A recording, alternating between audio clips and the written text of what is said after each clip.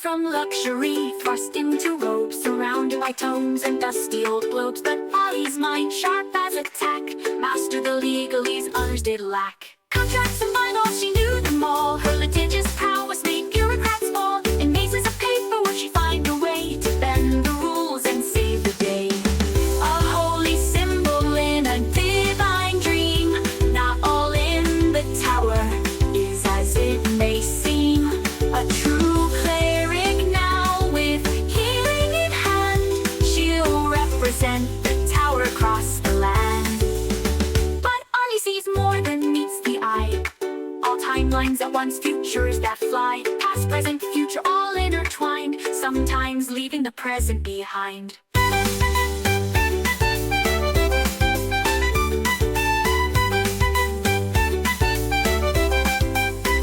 But Ollie sees more than meets the eye. All timelines at once, futures that fly. Past, present, future, all intertwined, sometimes leaving the present behind.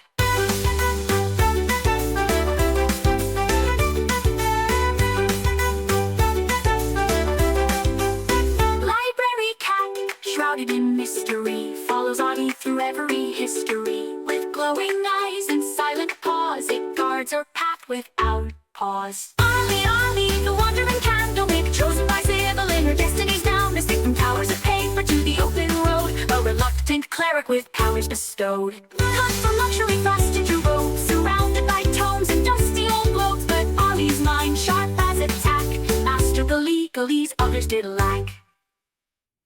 Oh, hoist up the sails, let the winds take a clip. For Thaddeus Turnpike commands his ship. For road on the waves, a sailor so bold, with magical powers and a heart of gold. Behold, Thaddeus sailed the endless sea, with little Lubo as wise as can be. Through tempest and tide, they roam far and wide. The Turnpike legacy, their unfading pride. From the mighty Turnpike line he hails, with a lineage of captains braving the gales. A scion of seafarers fierce and grand, with the spell on his lips and the sword in his hand. Behold, Thaddeus, master of the spell, with little Lubo through heaven and hell. They dance with the stars, they flirt with the dew, their laughter echoes in the ocean's blue.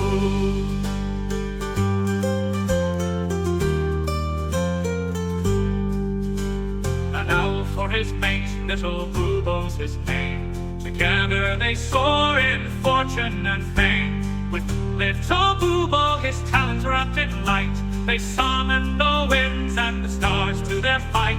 A curse of great power, a gift or a bane, Thaddeus wields it with little to fame. A rogue with a charm, a sailor with flair, he faces each curse with nary a care. Behold, Thaddeus, the sea's arcane knight, with little Lubo in the pale moonlight. Through whispers of magic and the salt-laden air, the Turnpike adventure none can compare.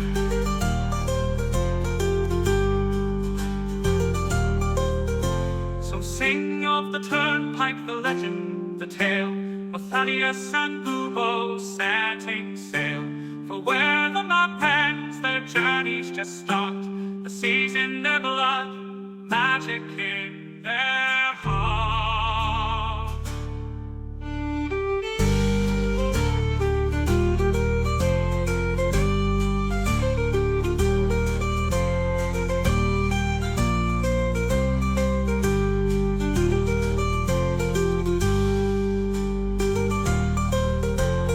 Sing of the Turnpike, the legend, the tale, of Thaddeus and Lubo setting sail. For where the map ends, their journeys just start. The seas in their blood, magic in their heart.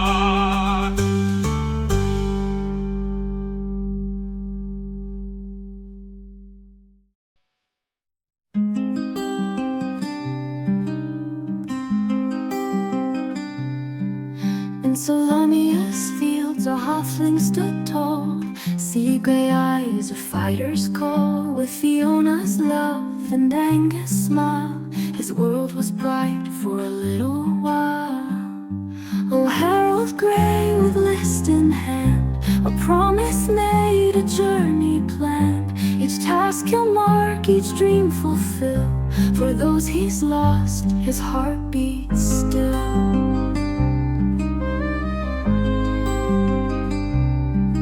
From Zakar streets to golden fields, their family loved the greatest shield. They dreamed of wonders near and far, penned on a list beneath the stars.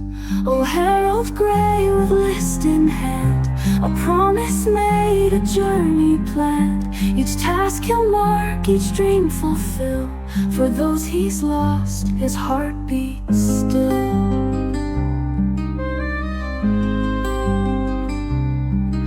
Young Angus fell on distant shore, while Fiona's kiss would come no more. A drunken noble, a vengeful blade, left Harold's world in darkness laid.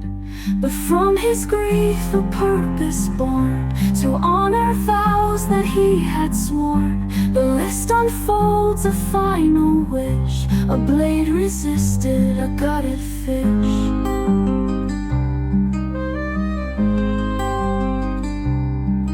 Now Harold roams through joy and strife, to live for three in one short life. From mountains high to oceans deep, this solemn pledge he vowed to keep. With bolder hat and iron will, he faces each task with hard-won skill. For every deed he sees it through, he feels their love forever true.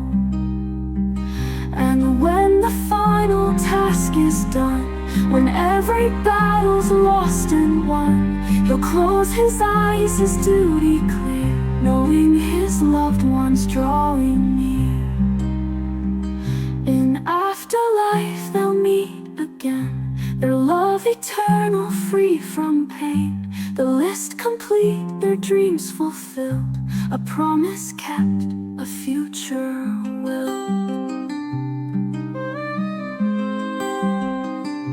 Oh, Harold Gray, your journey's long, but in your heart they're never gone. With every dream that you fulfill, Fiona and Angus are with you still.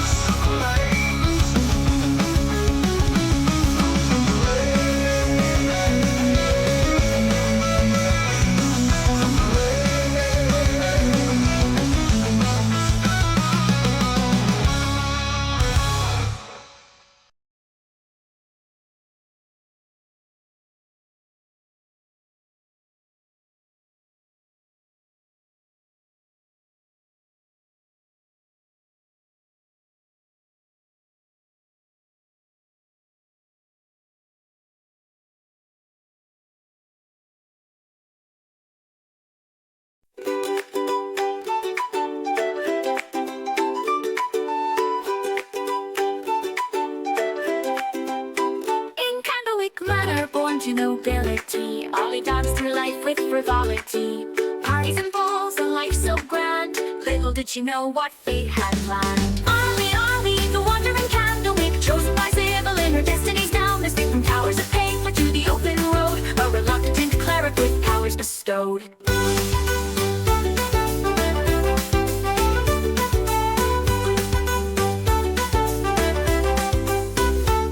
From luxury, thrust into robes, surrounded by tomes and dusty old globes. But Ollie's mind, sharp as a tack, mastered the legalese others did lack. Contracts and bylaws, she knew them all. Her litigious prowess made bureaucrats fall. In mazes of paper would she find a way to bend the rules and save the day. A holy symbol in a divine dream.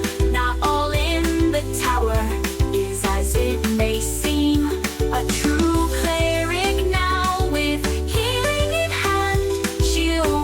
the tower across the land. But Ollie sees more than meets the eye. All timelines at once, futures that fly. Past, present, future, all intertwined. Sometimes leaving the present behind. But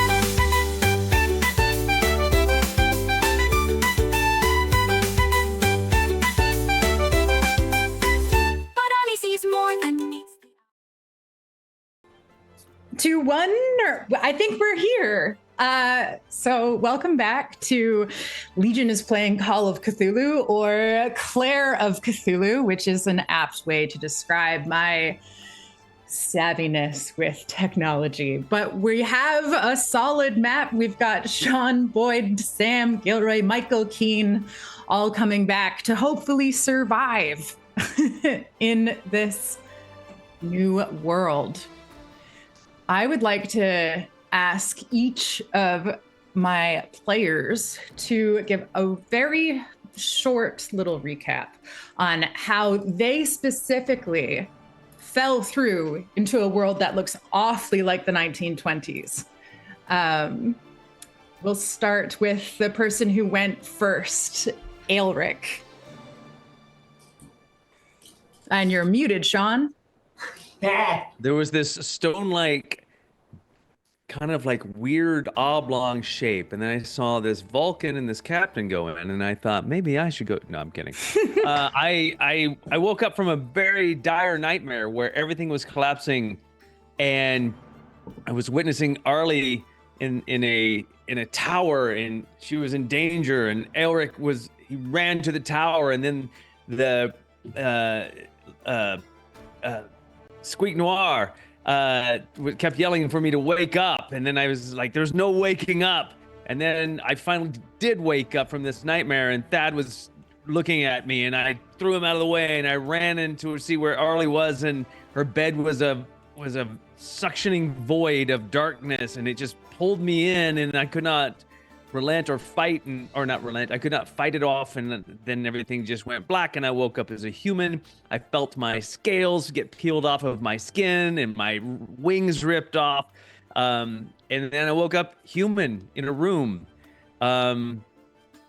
Basically, a human-sized dragonborn kind of person who clearly works in the foundries, but on the side takes home scrap metal to make jewelry because he's an artisan at heart. Amazing. Thank you. That's perfect. That's exactly how it went down. Our next victim of the time warp was Harold. How did Harold experience falling through into the 1920s? Harold tried to grab the library cat and was quickly sucked in. Harold, upon landing in the 1920s, was unable to recall his past life in Calumet, and is fully within this Harold. Just very happy to be around Fiona. I hope nothing bad happens to her. So do I. Wow, that was foreshadowing. Holy shit. Okay. And Thaddeus, how did you experience falling through to the 1920s? horrified about the yawning portal to nothingness that opened up where Arlie should be, I tried to Misty Step through a window to get out of the room, but I just got pulled back by the gravity, and I tried to hold on to the window, but eventually I just realized that this was going to happen, so I let go. And I found myself mid-sparring match at a boxing gym where I thankfully or possibly sanity breaking down the line, we'll see. I remembered my past life and quickly remembered that my family was here, but my life here was totally different. And freaking out that I had a very important fight that night, I ran upstairs to talk to my coach, who pretty much told me to go rest it off and that I couldn't blow the big match tonight. I did remember that there is a man that I met once who reminds me of Aelric, or is named Aelric, that I have met him once before, but it's a tenuous connection and I don't really know how to get in contact with him. Amazing. So I'm going to narrate a thing that happened that none of you saw. On the outside of the door to the large bedroom in Castle Calaman, where we last saw our heroes in the real world of Ansalon, our tiny heroes, Squeak Noir and Library Cat, gallop to the outside of the bedroom door. And Squeak Noir says, "Library Cat, my dear, you must go in and wake up Elric. He is not waking up in the dream world, and you must wake him up." Squeak Noir manages to open the door and send Library Cat in, and then quickly closes it because Squeak Noir, being from the Feywilds, knows about how these things work. And a door is a powerful portal, so keep a door closed and maybe what's on the other side won't get you. So Squeak Noir watches through the keyhole as Arlie disappears, as Aelric disappears, as Harold grabs Library Cat and they both disappear. And then finally watches as Thaddeus is suddenly turned gravitationally incorrectly around and falls as well through what is becoming a bit of a whirlpool of gravity. It doesn't affect Squeak Noir on this side of the door, but Squeak says to himself, "They are very clearly going to need some help," and opens the door and leaps in, which is the end of that opening scene. And we'll pick up again where we left Aelric, who was about to go down. Oh, right. That's my little Squeak Noir in the old-timey style. So we will queue up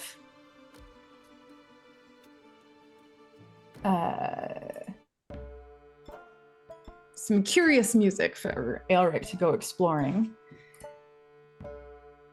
And we also have some fun images to show the chat that Sean made for his character. So we've got an homage to the blue dragon thing going on.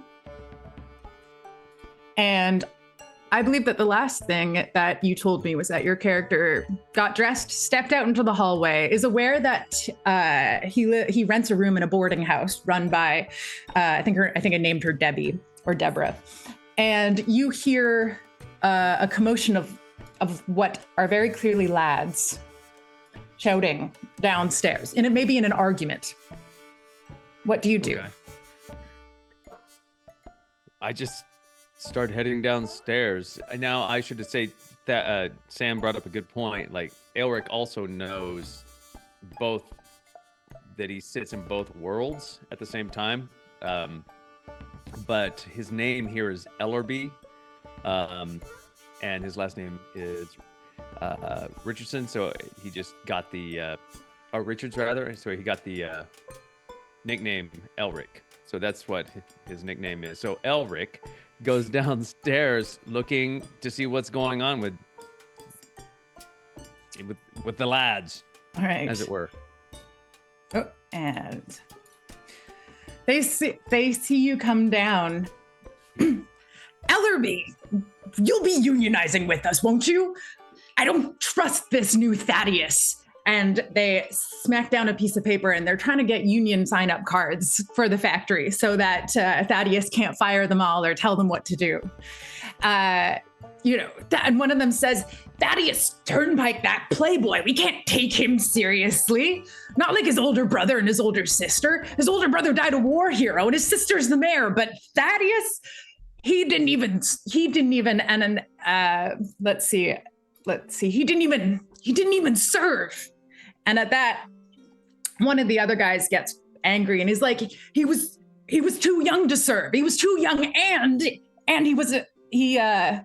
I feel like there's got to be room for like a young man whose parents forced him to go to medical school. So like, I think probably Thaddeus helped out with like the sick and injured and did some like charity work. I don't know, you would have been like a lad of 17. So I don't know how voluntarily you did that work, but there's rumors that this at least is part of your public reputation that you did contribute to the war effort in your own way. And these lads are arguing about it. And one of them says, he patched people up. Well, he doesn't patch people up now. Someone jokes knowingly. And Elric, or Ellerby, do you get involved in this? You were there. Do you get involved in this? Remind me of the older brother's name. It started with a G. Hastings.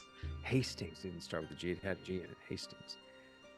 Elric, he looks at the crowd and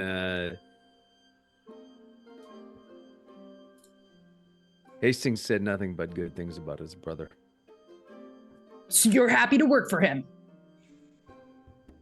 You're just happy to walk in on Monday. Way.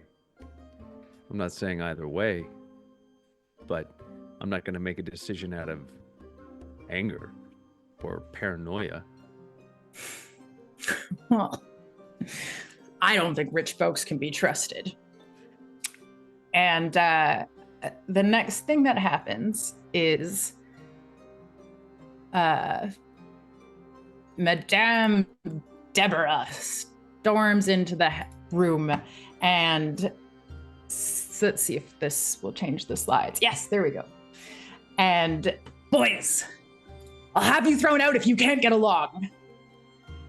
And she goes to smack one of them with a paper. And we're going to have Ellerby make our very first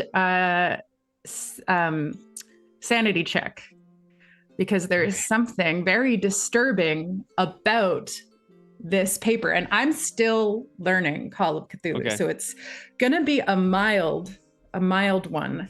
But if my notes are correct, you are going to roll, this paper is slapped down onto the table and you glance at it. Unless you are going to make a strong argument that you have a personal aversion to the paper and you would never. No. Okay. So Vicavar says that you have advantage in reserve. So yeah, we're just going to allow advantage. Advantage comes from D&D, but this is a blend. We are blending over into the system, so I'll allow it. Cool. You're gonna roll a D100 and a D10, and you need So 2 dice, and you need to roll under or two. Yeah, I gotcha. And you're gonna roll under your roll 2 D100s and take the better one. Vicavar's not wrong. And you need to roll under your sanity. Under my sanity, okay. How is my sanity? Oh, okay. 55. All right. 9. Okay, so I am pretty sure that is an obvious success. Okay. And then I roll the D10 in addition to that? I think that puts you up at 90. So the D10 would just tell you if you got like a 94 or like. Oh, I see what you're saying. No, I have percentile dice here, so I'm good. Okay, you have the percentage dice. Yeah. Okay, so there is something deeply something was I supposed to say? Yeah, there's something deeply unsettling about this paper, and so you look more closely at it, or do you look more closely at it? Tell me if you do or not. And Deborah set this paper down, right? She set this paper. She went and smacked one of the boys with it. One of the down. Yeah. Yeah. Ellerby will go look at it. All right. You read the front page. It reads it's details about the juniper candle case, about the lawyer that went missing. You skim it. It says things like the litigator did not come to work. The prolific case is on hold. Was last seen entering her apartment. The police have no leads. Contact Constable Stephen. What is deadlock? If you know anything. Okay. There's as your mind comprehends your friend Arlie, you feel like that is what really stretched your sense of ease and embodiment in this place, because this is and is not someone you know. Right. Okay. So, yeah. So otherwise, your day, there's what you get in the boarding house is you get breakfast, like provided. Yeah. You live with your coworkers and other people that work in the area, and you have an appointment later on with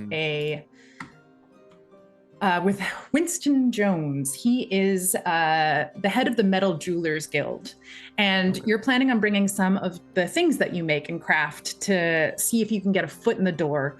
And while you don't necessarily anticipate being able to leave the factory, Thaddeus's factory, the Turnpike Empire, necessarily this week, it's clear that you would like to move forward in this career. Yeah. And then you've got your gig as a bouncer tonight. Yeah. So the boxing match. Gotcha. Okay. Great. So Ellerby's gonna, after breakfast, he's going to ask Deborah, or he will approach Deborah. Can I have the paper? See one. I suppose so. If you, yeah, I guess save you going into town to have to buy one off a newsie. And I just really want this one part. If you want the rest, I can leave it, or I'll just take the whole thing. Take the whole. There's gotta be more where that came from. Take the whole thing. And so Ellerby takes the paper, and he's going to go back up to his room until he gets he needs to take inventory of his best stock and what he's going to take to the appointment. So he's going to take the paper and then go up to the room and start to take a quick inventory about what he wants to take to the guild appointment.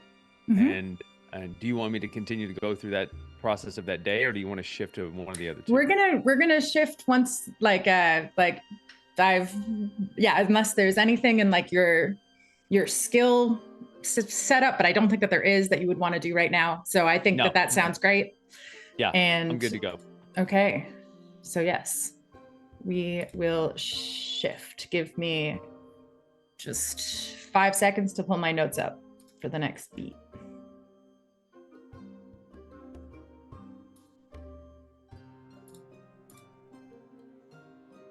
And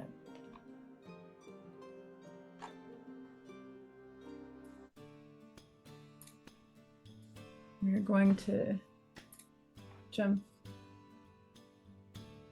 Oh, here we go. Here we go.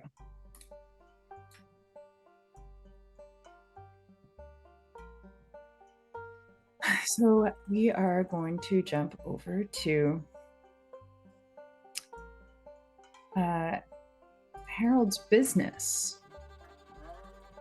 Harold has a very successful business as a bootlegger. And when it is known that Harold's company, and I don't know if Harold has an alias or if Harold has a moniker or anything that he goes by, but I chose this little image here to symbolize maybe there's like a little like those scratchings and posts for I guess in the movies where it signifies that the place is safe, just some way of communicating. So something like that, or maybe there's a particular light on. But anyways, it is time for business. Today is a big business day, and it demands your attention. Let's see. This is James. He was Angus's childhood best friend, and he is kind of your right-hand man in running things around the place. James's girlfriend, Jane, is Fiona's best friend, and really, it's an incredibly wholesome family business considering that it is crime. But that's just because it's prohibition, and you can't help that. You can't help where profits come from, and you've got the skill set for it, and it's supply and demand. It's not that complicated. You've got your top-notch, you bring your own, you're really more of a catering company. You bring your own staff. Sure, they can do other things. Sure, they're strong, but they also know how to make a great cocktail. And you make sure that you've got the staff that you need to offer protection. You've got a solid selection of of people that you know in town, like of people that you know that are on your roster, and you can call on them to provide security at the events that you run. And that's my little overview of your business. So we'll go. This is the farm down instead of the Vinegard River instead of the Vingard in regular Ansalon. This is the Vinegard River, and you live outside of town, further down the river. And Fiona comes in and she says, "So, honey, how do you think you want to run things today?" Let's see. There's I feel like we can't use the waterways anymore because I keep forgetting. Yeah, because Constable Stephen and his lackey they're all named Stephen, spelled differently, but still, you'd think that the police would be a little bit more creative. Anyway, the Stevens, they're out there and they're looking for you. And word on the street is that people know there's an event tonight. They don't know where, but they know there is. So I'm thinking that you and James, that you're either going to go into town with horse-drawn wagon, or you're going to take the supplies to the train. And then once you're in town, you will have to use our connections to decouple the train car and get it out to the docks. The event is on a barge, so it would be handy if we could go by river, but that way is absolutely blocked. Well, I suppose. I guess those bribes aren't working anymore, are they? Sorry, can you say that again, Keen? I just missed what the question was. I said, I guess those bribes aren't working anymore, my love. Well, the funny thing about bribes is that sometimes you just have to put a little bit more behind them. All right, well, I'll have a word with the constable when I next see him. My love, what do you think I should do? Let's see. I do value giving me the choice, but we both know who the brains of this operation is. And as she leans in and like I think you're sitting down drinking your coffee, she leans in for a kiss on the cheek. I'm gonna just ask you to roll a sanity check because suddenly it occurs to you that she's dead. It's suddenly a deeply disturbing thought has just like suddenly you feel like you are looking at her dead body.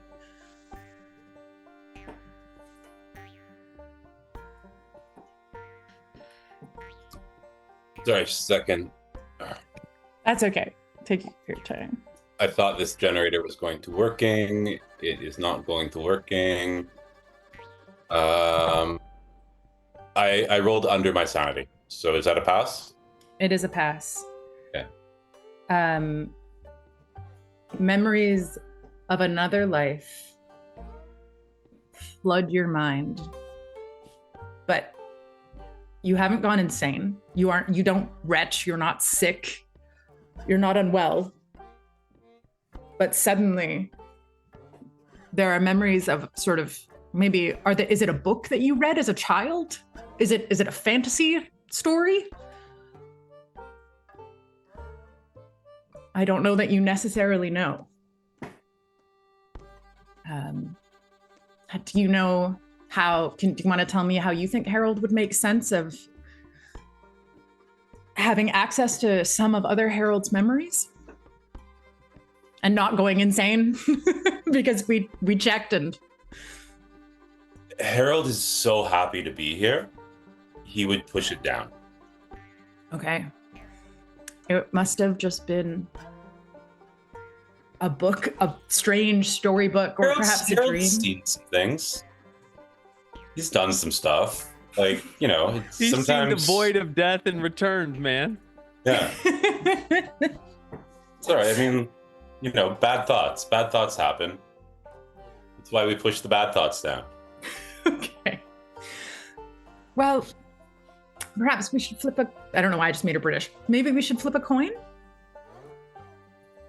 Oh, well, if that's going to be the way, I'd much rather take the horse and wagon.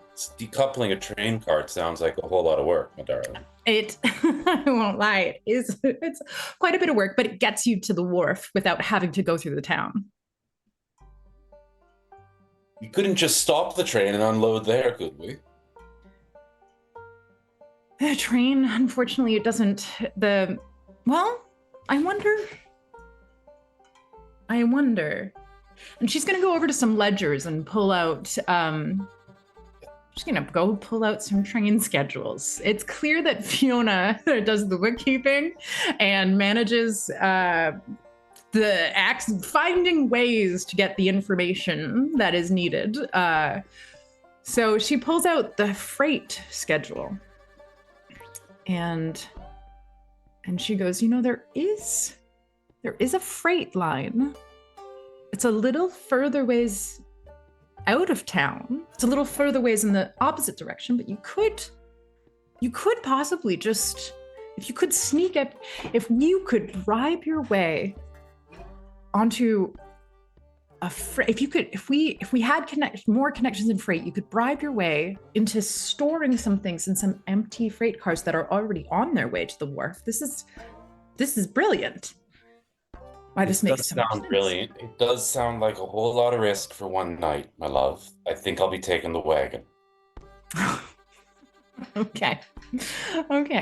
Well, then what's Harold's weapon of choice? Harold has a pistol, a switchblade, and knuckle dusters. Okay, amazing. Well, then she just out of this sort of way that women seem to be able to carry everything in their purses and in their skirt pockets, just reveals your pistol. And she goes, well, I had it. I cleaned it. I cleaned it for you this morning. So should you encounter that constable and should he not be receptive to a bribe and should you have to take care of things. Oh, revolver or magazine pistol? Coy, I don't know. But I'm totally open to the chat telling me. Or keep telling me. It's a revolver. It's a revolver. Sorry. Okay. The Yes. 20th. Like, no one has magazine pistols at this point. Coy. So, so she is like, Jane and I will help you for the morning. We'll help you. We can help. We'll help you load, and then we'll be going into town later. And well, we'll all ride into town together. And then you and James will go on to Calaman, and you'll behave yourself at the event tonight, of course.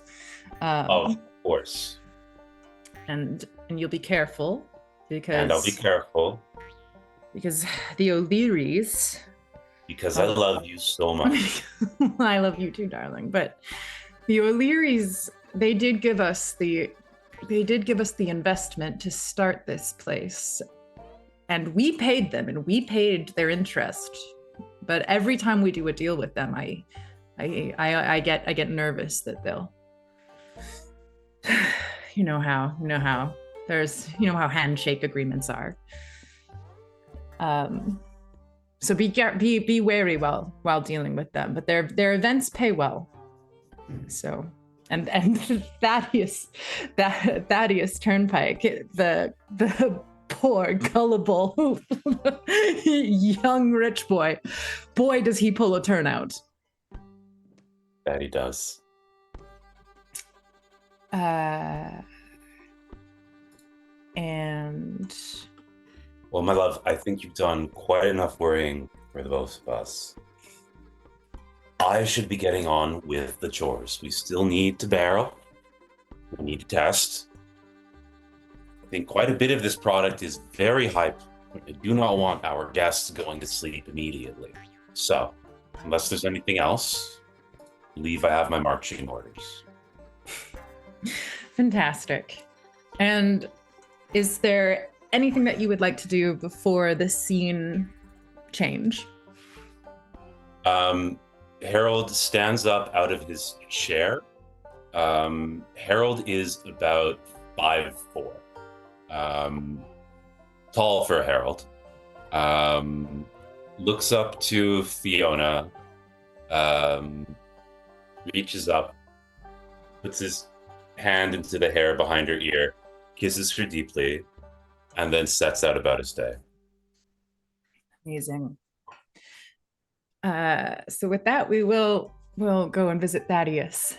Give me a second to pull up my notes and get the Thaddeus music.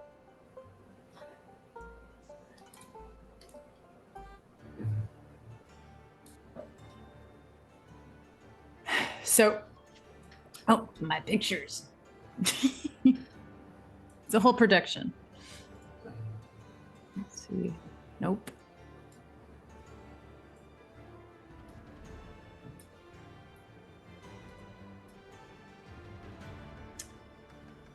So this is where this is what you woke up to.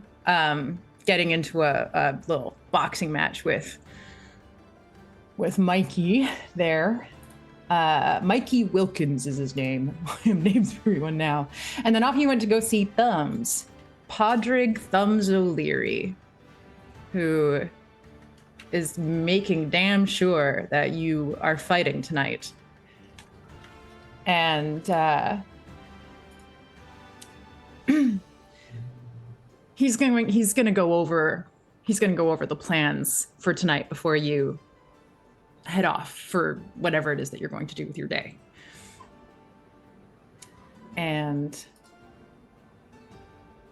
he says in his sort of Irish brogue, right, so as you know, all of our boxing contenders have sort of fake, fantastical kind of we borrowed out of the page of the wrestlers. We're going for like the drama of it all. So tonight you're fighting Monsieur Montbar, and you're gonna take him out, and you're not gonna go down, just like you took out Captain Kidd the last time. And what was your pirate themed name? Oh, my pirate themed name. I forget. I need it for the bookie. I need it for the bookies. No Beard. No beard. Right. Okay. Captain No Beard going up against Pirate Montmar. Pirate Monsieur Montmar. Fantastic. All right. So the thing you need to know about Montmar is they say he cheats. They say that he has someone in the audience who signals to him the next move. And how can he know the next move? And how can this person signal the next move? I don't know. But be on the lookout for someone signaling illegally to Monsieur Montmar. I don't think that's going to be a problem, old sport. It better not be, Thaddy. I have a lot riding on this game. So we are bringing in a barge specifically for the fight. So you'll have to be down to the docks by 7, and obviously make sure you're in disguise, because the last thing we need is your sister showing up to the fight. The last thing we need is the mayor coming down. Well, it's really not much of a problem. Tomorrow is my first real full day overseeing the factory, so I feel like one more last hurrah before I become another working stiff is quite in order. Right, you're about to be a working man. Growing up had to happen. Well, sometimes greatness is thrust upon you. Sometimes, Thaddy. Sometimes. Anyway, you've interrupted my morning completely, and he's standing there still like in his boxers from when you woke him up and came up the fire escape and sort of barged into his home. So he's gonna shoo you out unless you. No, I'll go now. Okay.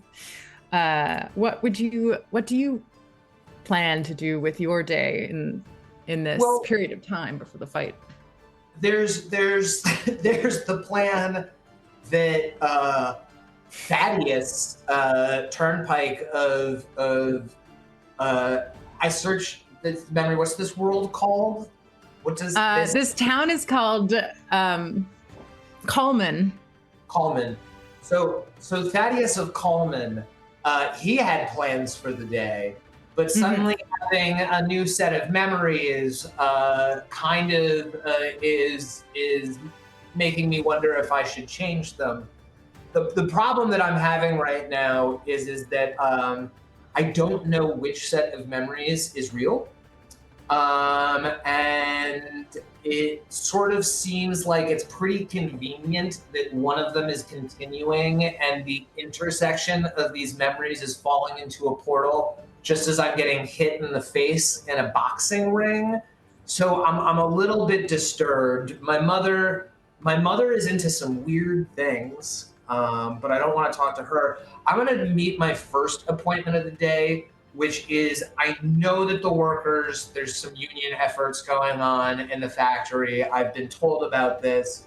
So I want to go talk to a guy that I met, through all of my contacts and socializing, Luciano Tiny Kaiser, to set up. He's from down a peninsula down south, and he's come up with this really cheap, delicious food stuff. And pizzazz, he likes to call it. And I want to build. I was supposed to talk to a brewer and Tiny today, because I'm going to set up free beer and free pizza in order to try and break the union effort and make being at the factory a more amenable place. I want to really build it as a family atmosphere. There's no reason to unionize when I'm here to listen to their issues. So I'm going to take care of that in the morning while I fret about the fact that I have two sets of memories. Okay. As you do, do you push those memories down, or do you focus on them and try to puzzle them out? Well, I don't know which set of memories to puzzle out. Do I puzzle? Like, they both seem so, like they're both so So I'm going to stick in the present where I currently am, and I am going to suppress the other memories a little bit as I seem to not be able to do anything about them. Okay. So, Practical. That's practical. okay. All right.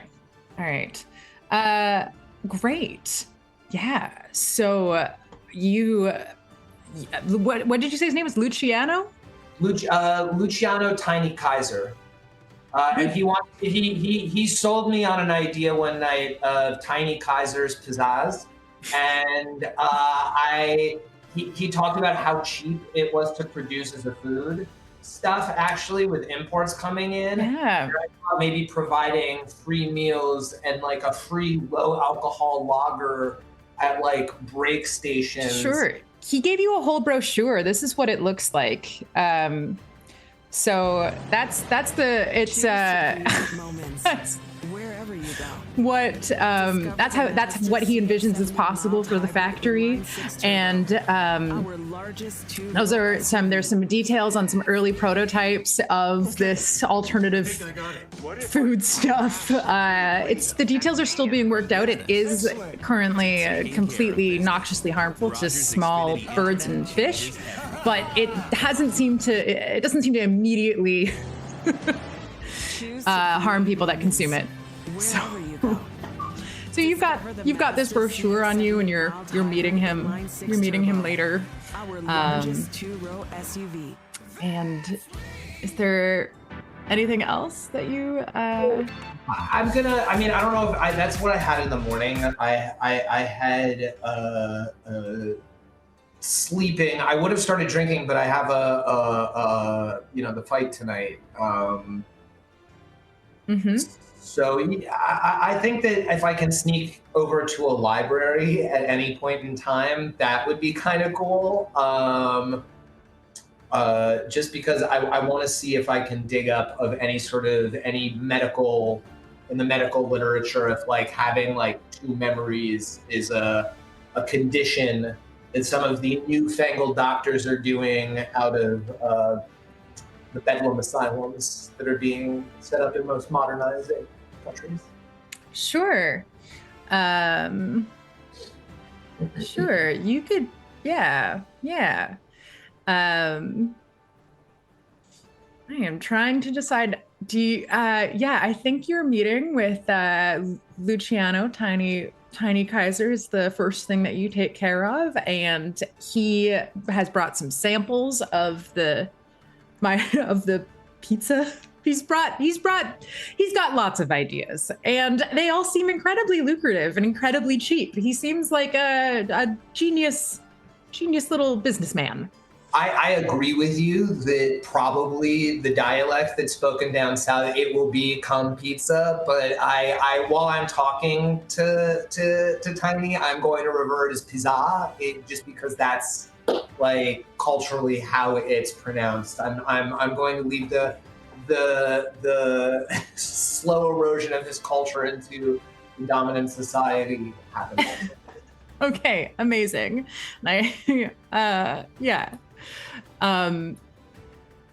Great.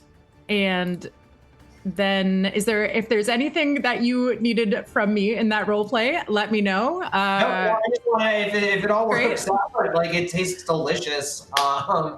It's like you can see the break room, right? Like I've heard that they're organizing, and we're all a big family. Unions really only get in the way of management hearing the workers' needs, and really what my job is to give them what they need. He assures you in what used to be in my head now I think of as a Kender accent, but it's not. He's just like, they're gonna love it. They're gonna love it. They're gonna love you. They're gonna be so happy. You're gonna make them address all their fears.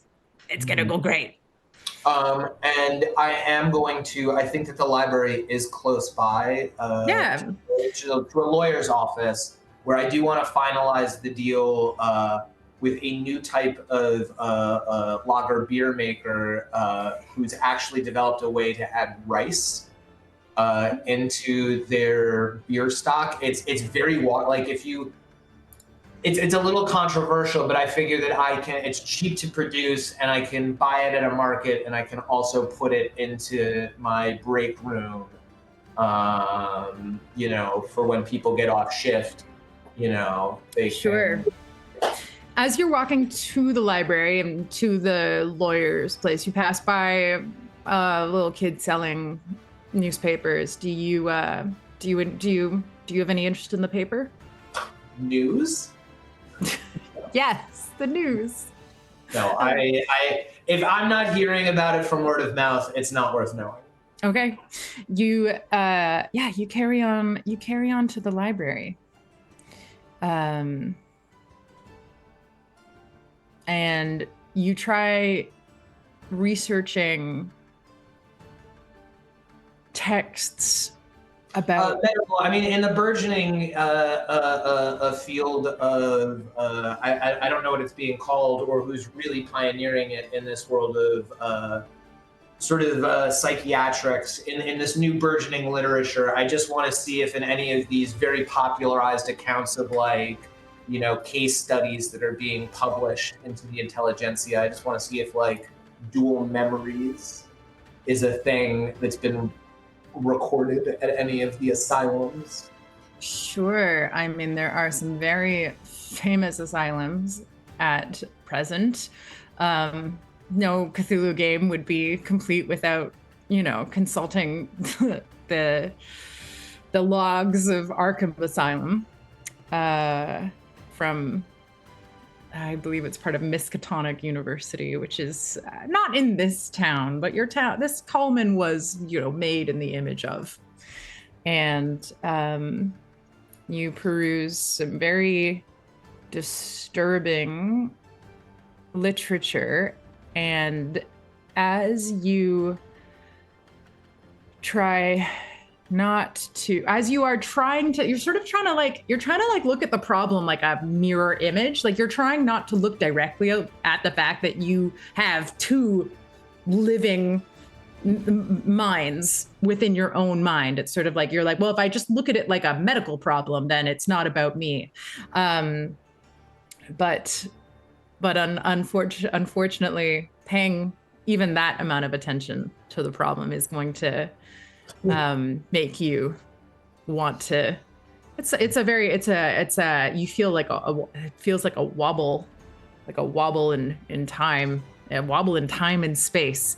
And as you're looking out the window of the library at the harbor, knowing that you'll be taking probably some kind of, maybe you'll be taking a boat, maybe you'll be taking a cab, who knows, but you'll be going down that river to your fight later.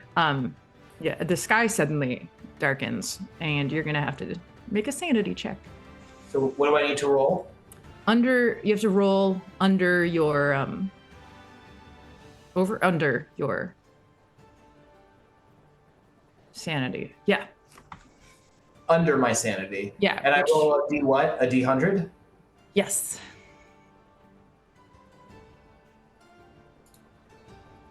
Five is under my sanity, so yes. I think I'm fine. Yeah, the sky immediately goes back to normal. The glass is just tinted. You're looking at a stained glass window. You just lost. That was weird. You know what a stained glass window. It's not darkness. Yeah. That's so weird.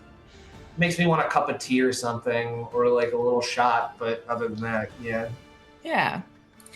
And you're at the library. Because you are at the library, and also because the law office was on your way to the library. You passed by it. It was closed today. I mean, that kind of makes sense. It is a Sunday, but it also is that missing lawyer used to work there, so they might be closed. Oh yes, right. What was her name again? You succeeded your sanity checks. You successfully remember that her name in the paper was Juniper Candle. now that that has glanced back into my brain, I like there are suddenly like that suppression of under my breath. I just mutter, "Godforsaken Kenda." Amazing. So My on mouth. that, sorry. I touched my mouth. Like, what was that like? So we're gonna leave this Thaddeus Turnpike trying to figure out what on earth is Kender in this library as he researches his possible multiple personality situation, and we will pick back up with Elric. You are on your way to you're going to your appointment with the guild, the metal jewelry guild. I had a better word for it. let me go switch up my notes. Give me a second. And also, what time should our break be at? What time is it normally at? Not for a while. Not for a while? Okay, great. No, like 45 minutes. Excellent. Okay, sorry. I just realized I wasn't keeping track of anything Or like time-wise. 15, like, yeah, it's like 20 minutes more like. Yeah, I guess you're right. It's more like 30 minutes or so. Yeah. Okay, great. So let's go.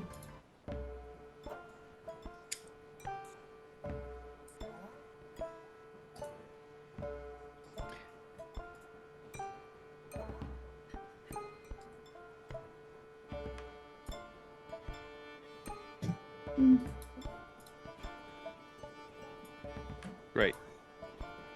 Unless Claire, you need to take the 10 now to figure out your stuff. Like whenever you want to pause, is when we pause.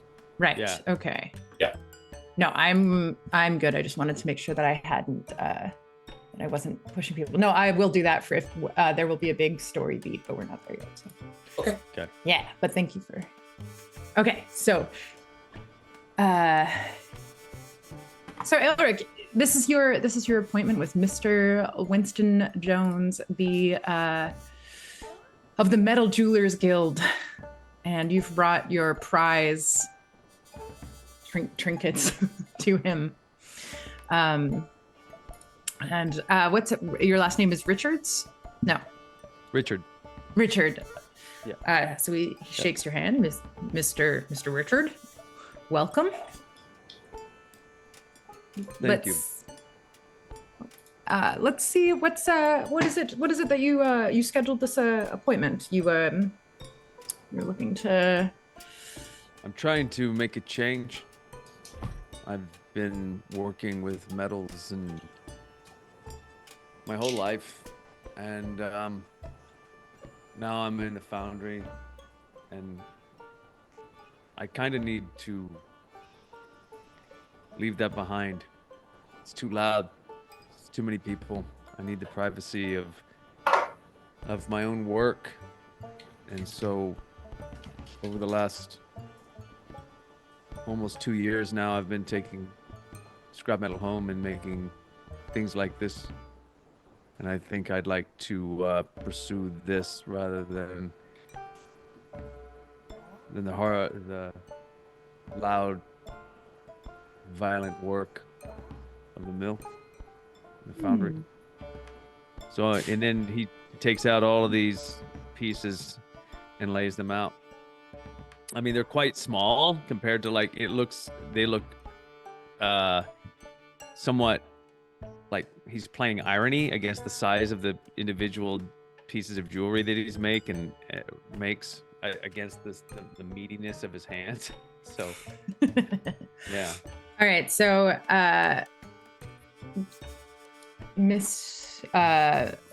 so Winston goes and clears a space on his workbench for you to place things down. He pushes out of the way something that actually looks really familiar to you. I'm still learning this game. I'm very obviously like a D&D player learning Call of Cthulhu. So I'm going to tell you to roll for a spot hidden. But I think that I'm not thinking. I mean, I think the game. Yeah, I'm gonna tell you to roll for a spot hidden. What do I roll for that? So it should be one of your skills. So and you should tell Claire what your spot hidden is, and then she'll roll against it. Because Call of Cthulhu is for sadists and masochists, and you're not actually allowed to take perception checks yourself, unless she wants to be nice and let you roll it. 25 is. I have a standard 25%. So roll a. So roll to see if you can roll under. Under it. 5. Okay. 0-5. Okay. 0-5. He moves out of the way to clear space for your, and he almost moves it almost absent-mindedly, or maybe you can't totally tell. He moves out of the way. This small metal mold, this with you might not have recognized this years ago, but there is no mistaking it with a 5. That is exactly like Arlie's holy symbol. That is a mold of the tree of Zivelin on a small metal, like very clearly like hot metal was poured into it, and it. So he pushes it out. He pushes that out of the way and invites you to lay the things that you've made down on the workbench. Okay.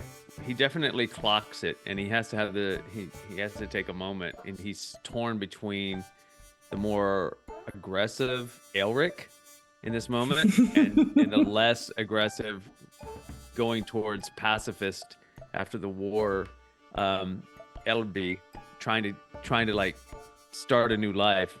So he's kind of lost in his split thoughts there for a second. Doesn't move. And he's just like eyeing where the thing went. Mm-hmm. He's truly just pushed it off to the side with like metal filings and sort of debris. He doesn't seem to actually be making any effort to squirrel it away or secure it out of sight. Yeah. Well, Ellerby is just kind of like not paralyzed, but he just doesn't. He's trying to fight two different things, and he's a little off track in the moment. So well, go on, son. Let's see what you got. Yes. Yeah. Sorry. And so he lays out this long leather kind of like flap sack that unrolls and then unrolls again, and then unrolls a third time, and he just kind of opens it up, and there's like little like trinkets and baubles, and they're all the kind of like standardized like jewelry shapes, but heavily influenced by the what came before Art Deco, Nouveau something more like that, but also pronouncedly like almost aggressive in the twists. It's not nearly as sweet and Baroque. It's a lot of harder angles that seem to be coming from a much more aggressive place.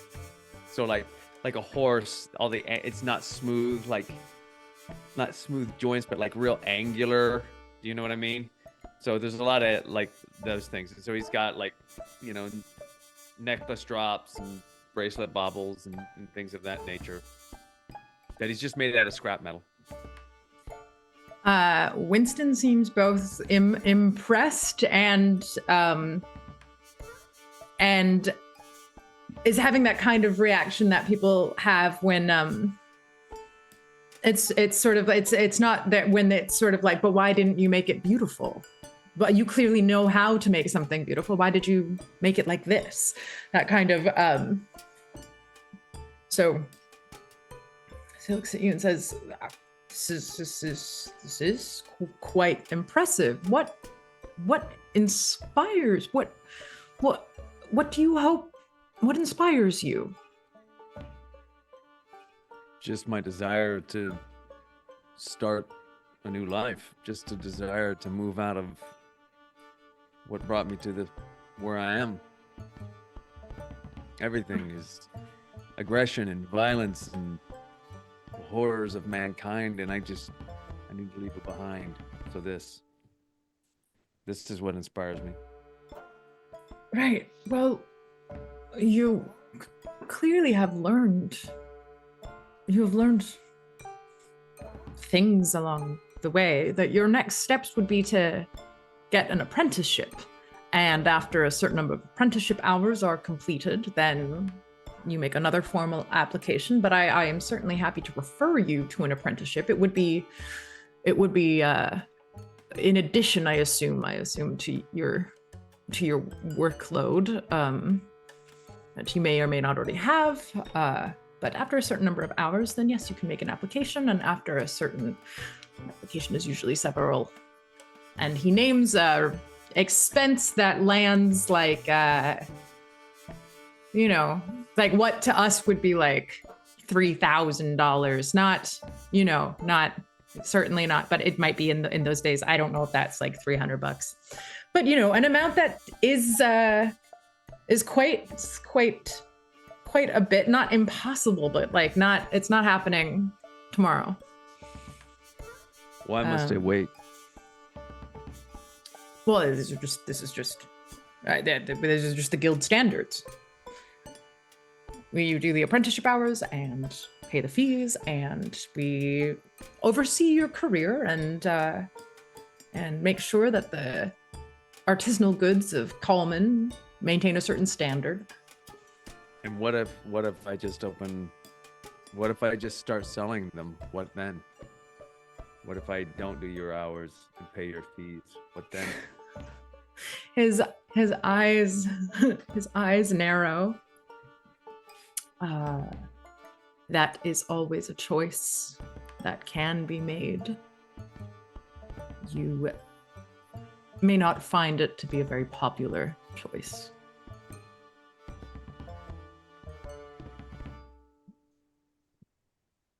He begins to go back over and fold up his leather stuff, and he's trying to put on the airs of compliance. But you certainly have the talent. You have the talent to keep working and keep learning. Yeah. I don't have the time or the luxury of extra energy at the moment for these stipulations, but I will work to correct that so I can follow your dictums. He goes, well, thank you for your time, Mr. Ellerby Richard. And he shakes your hand. And as he's shaking the hand, I say, one question, if you don't mind. Mm-hmm. I was taken by something on your table that you pushed away, that it was quite beautiful. Oh. Which thing? And he sort of paws through the clutter. The tree. Oh yes, this piece. Recent commission.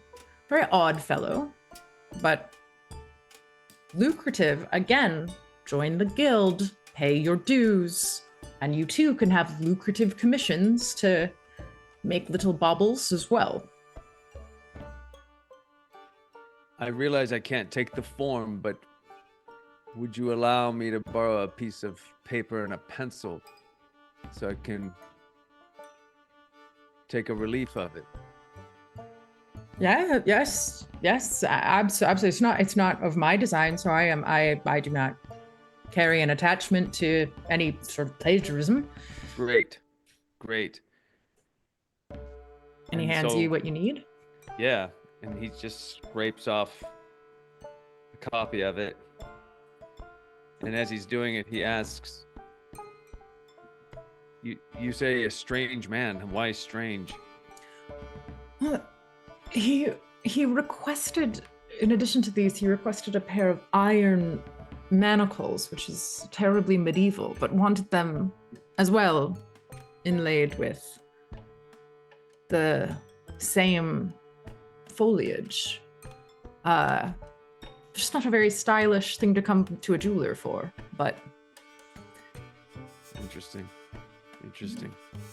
he muttered about keeping the Fae away. I suppose manacle is too strong a word. Perhaps they are a bracelet for some suspicious rural bumpkin of a family member who believes in those old wives' tales.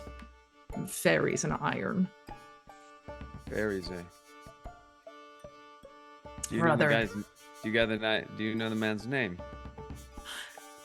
Normally, the ledgers are kept with names, but he paid just a little bit extra for my discretion. I appreciate your time, Mr. Jones. I'm afraid that I'm going to have to go to my other job, but I will return when I am more ready to follow your standards. Thank you very much for your time. He takes up the piece of paper, folds it up, puts it in the thing, and then he's getting ready to head back to his room because he's got to put all the stuff away so then he can go bounce. Fantastic. Bounce, baby. Bounce. Fantastic. So this is going to bring us over to Harold. And I might need just like a little minute here if you just like we'll talk amongst yourselves. But it's not like I don't need a full 10. I just need Oh, Twitch audience, what is the Call of Cthulhu system? I thought everything had to be rolled on D20s. Well, you were wrong.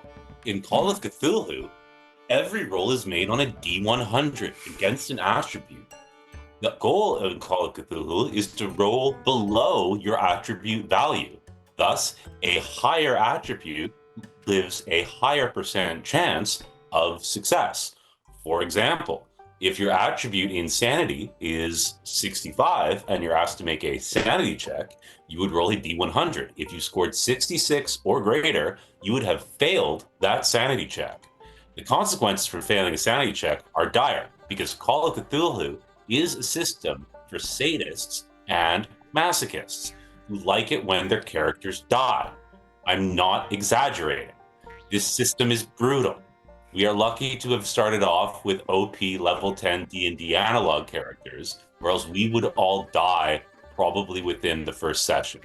Call of Cthulhu is notoriously brutal as a system.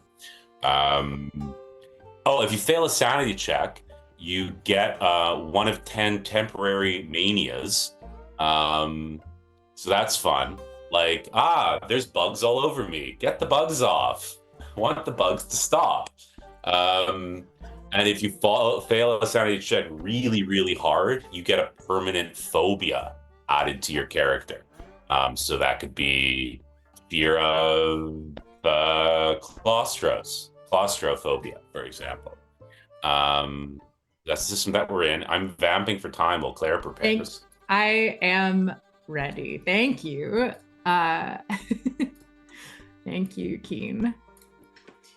So we rejoin Harold and James after they have dropped off Fiona and Jane in the outskirts of Calaman for they're meeting some friends, and this is one of those circumstances where it's not like where the work of this job, the work of networking, the work of keeping an ear to the ground. It's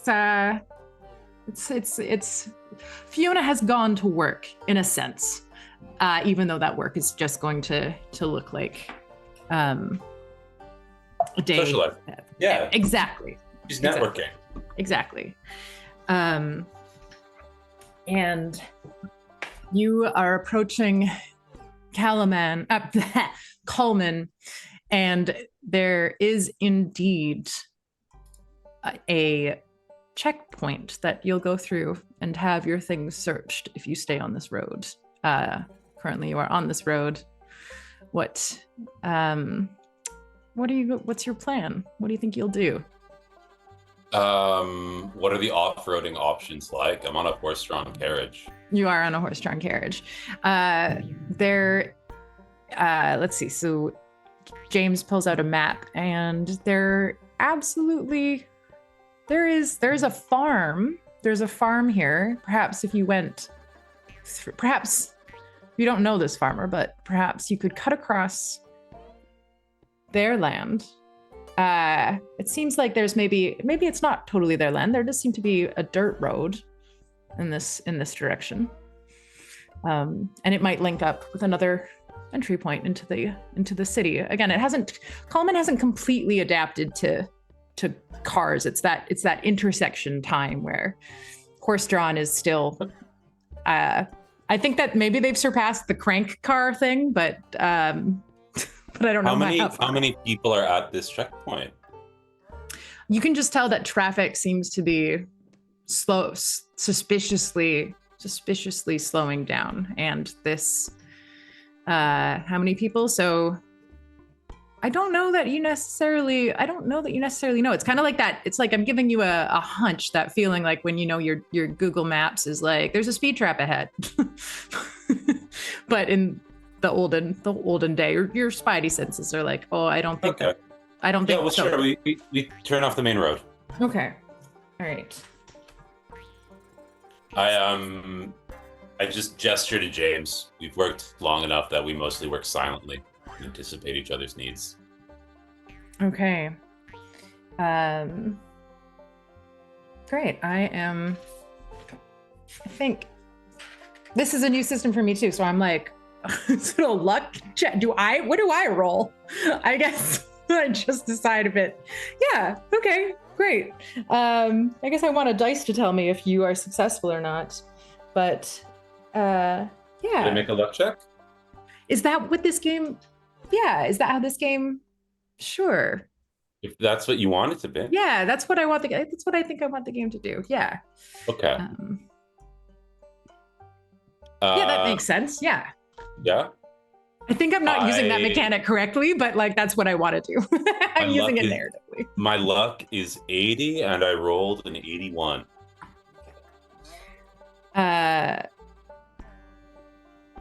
Okay. From my understanding, you cannot push luck rolls. Luck rolls cannot be pushed. To push a roll, for everyone, for people who don't know, is when you roll a skill and you get those numbers, you can push the skill and you can come up with a narrative reason about how you then give it extra gumption, whatever it is that you're doing. So if it's driving, it's a driving maneuver that you're like, well, actually, you fill in the blank. But with luck, it just is what it is. Is what it is. Yeah. Just as a warning to my fellow players, if you fail your push, the results are really bad. It's the equivalent of like a critical failure. Vikavar says, can we give him advantage? Is there I suppose we could give him a reroll, which is what advantage would be. I suppose that's allowed. Is there one in the bank? We do have a banked advantage that we don't. All we've right. never used from the previous game that he then, bought. Yep. If we have one banked, then yes, Okay. I will allow it. Thank you, Vikavar. A 34. That would pass the luck chance. For us, so as you go to turn off into the side road, James notices that the road is in no condition for the structure of your wagon. That he notices either that the ground is incredibly soft or whatever it is, but he makes a quick move and gets you back on the road with no damage to the wagon or the goods. But you are still on the road heading into Kalaman in suspiciously slow traffic. I know that doesn't feel like enough of but for a luck. Okay, we used advantage, so it has to be better than that. So you're going. Fine, Claire. It's fine. It's fine. It's fine. Go on. Okay, that's my call. Is like. That's fine. Okay. What do you do? I sigh deeply and I say to James, watch the card, will ya? And I'm gonna get out and walk ahead. Okay. On me, in my back pocket, is a significant amount of cash, as well as my pistol, which is tucked in behind my belt, and my switch knife. Okay. So you see that there is a police officer. He seems to have a check sort of checklist. And again, this might be that thing Fiona was saying about how people are aware that there's they don't know who you are or that your business is not, but they know something. They know there's something happening in the city somewhere. So Okay. What's the weather like right now? Overcast and cloudy. Overcast. Yeah, Okay. maybe with the prickles, the very prickles of moisture, where it's that heavy tension of like the sky will break today at some point. Yeah. Okay. So I am going to so Harold is going to approach the officer slowly. And as he does so, he pulls a cigarette out of his pack of cigarettes and holds out the box to the officer. Okay, so because you did get advantage, and because we are because you got advantage, and because that's our audience kind of treat thing, can you roll another D100? If you get let's say 80 to 100, it is going to be but if you get below 80, it's going to be the constable, but if you get below 80, it's going to be someone lower ranking. I got a 2.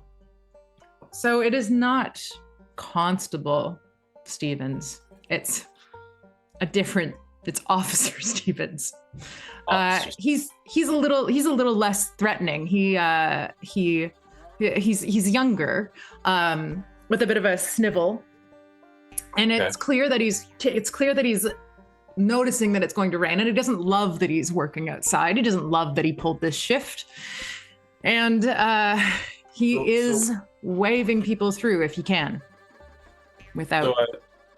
So I approach him then, as I described. Okay.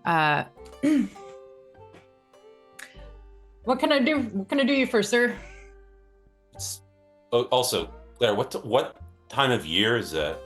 What time of year is it? I think it's like, it'd be fun to make it parallel to what we left, but I don't know what we were in before. So let's say autumn. Let's say Autumn. late summer moving into autumn. It's summer moving to autumn. Okay. After Labor Day or before? That's September 1st. Let's say after Labor Day. Okay. It's Stevens, isn't it? You smoke, don't you, Stevens? Sorry. Checks out. He is wearing a name badge. Yeah, I do. Citizen. So I offer him a cigarette. Sure. Whew, thank you. And he takes it. I light it for him. Oh, you light it for him. Excellent. Oh, he's even more.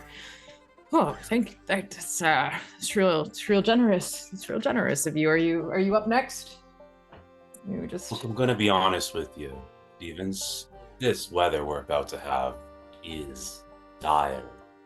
And I got a cart full of goods that I'm taking in to the to the chemist's.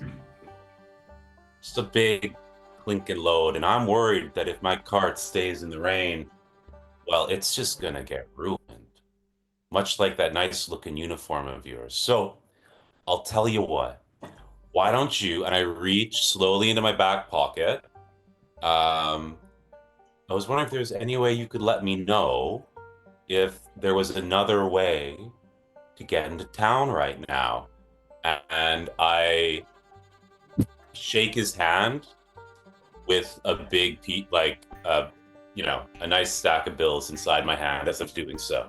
And I'd like to roll persuasion. Okay. Not persuasion, charm. Charm. Okay. Great. Okay. So this is this opposed? Maybe is that? I think am I interpreting it correctly that it's opposed, or maybe it's maybe it's against his skill. I don't know, Claire. I don't know. I'm gonna make a decision on that. So you roll, and I will tell you what happens. Okay. My Consult charm my is 75, Okay. and I rolled a 20. So that's like an extreme success. That's an extreme success. That's what that is. I don't think that he's invested in opposing you. I think, yeah, he's not invested in, yeah. Dang, these D&D characters and their stats. All right. He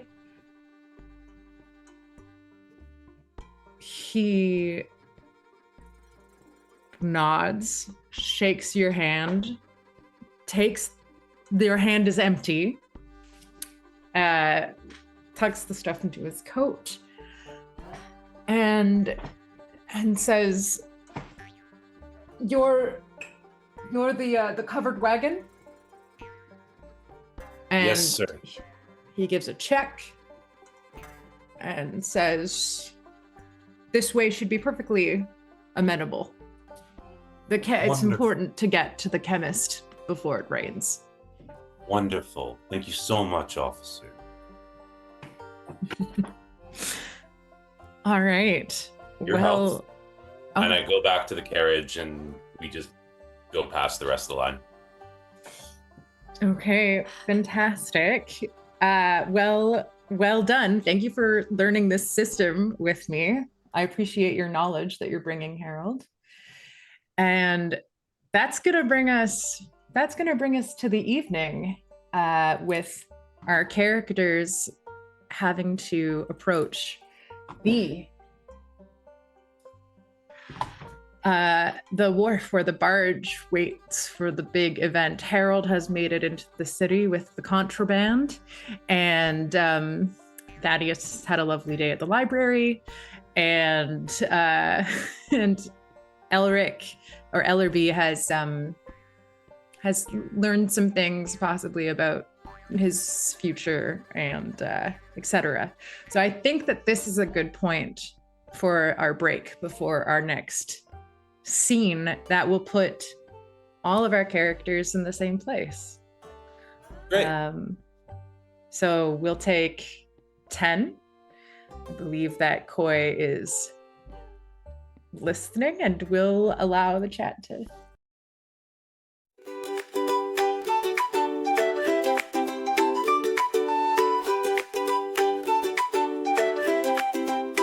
In Candlewick Manor, born to nobility, Ollie danced through life with frivolity.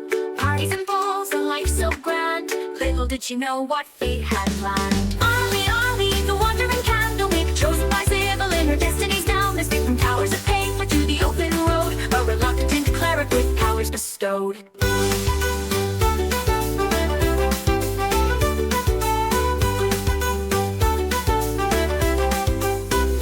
Plucked from luxury, thrust into robes, surrounded by tomes and dusty old globes. But Ollie's mind, sharp as a tack, mastered the legalese others did lack. Contracts and bylaws, she knew them all. Her litigious prowess made bureaucrats fall. In mazes of paper would she find a way to bend the rules and save the day. A holy symbol in a divine dream. Not all in the tower is as it may seem. A true cleric now with healing in hand, she'll sent the tower across the land. But Ollie sees more than meets the eye. All timelines at once, futures that fly. Past, present, future, all intertwined. Sometimes leaving the present behind.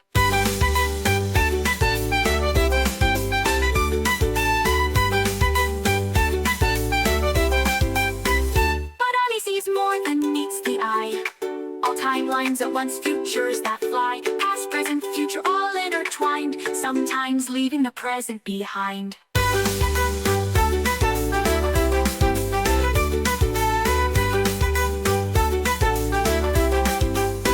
Library cat, shrouded in mystery, follows Audie through every history. With glowing eyes and silent paws, it guards our path without pause. Ollie, the wandering candlewick, chosen by Sybil in her destinies now. Mystic from towers of paper to the open road, a reluctant cleric with powers bestowed. Cut from luxury thrust into robes, surrounded by tomes and dusty old globes. But Ollie's mind, sharp as a tack, mastered the legalese others did lack. Oh, hoist up the sails, let the winds take a clip. For Thaddeus Turnpike commands his ship. For good on the waves, a sailor so bold, with magical powers and a heart of gold. Behold, Thaddeus sailed the endless sea, with little Boobo as wise as can be. Through tempest and tide, they roam far and wide, the Turnpike legacy, their unfading pride. From the mighty Turnpike line he hails, with a lineage of captains braving the gales. A scion of seafarers fierce and grand, with the smell on his lips and the sword in his hand. Behold, Thaddeus, master of the smell, with little Boobo through heaven and hell. They dance with the stars, they flirt with the dew, their laughter echoes in the ocean's blue.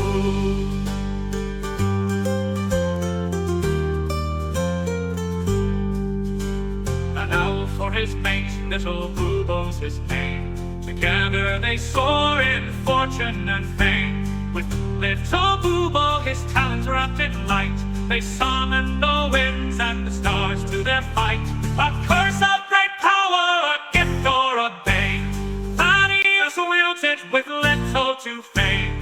A rogue with a charm, a sailor with flair, he faces each curse with nary a care. Behold, Thaddeus, the sea's arcane knight, with little Boobo in the pale moonlight. Through whispers of magic and the salt-laden air, the Turnpike adventure none can compare.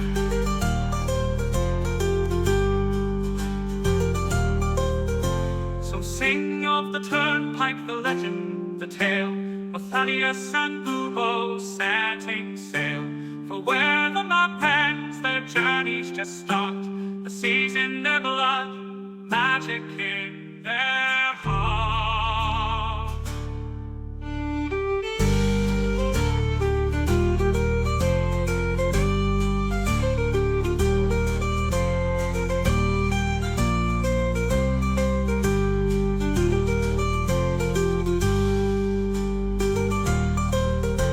So sing of that Turnpike, the legend, the tale of Thaddeus and Boobo setting sail. For where the map ends, their journeys just start. The seas in their blood, magic in their heart.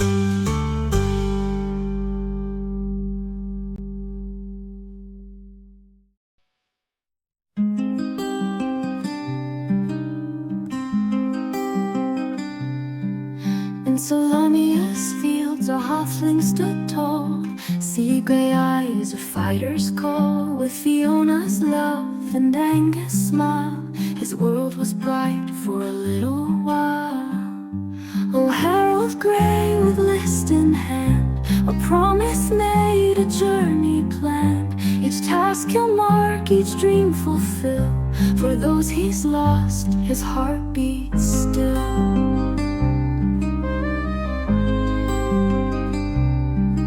From Zakar streets to golden fields, their family love the greatest shield.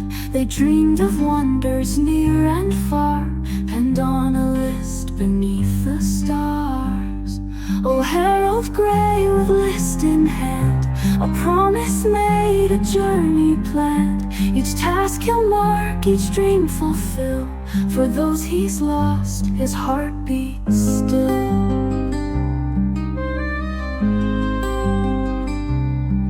Young Angus fell on distant shore, while Fiona's kiss would come no more. A drunken noble, a vengeful blade, left Harold's world in darkness laid.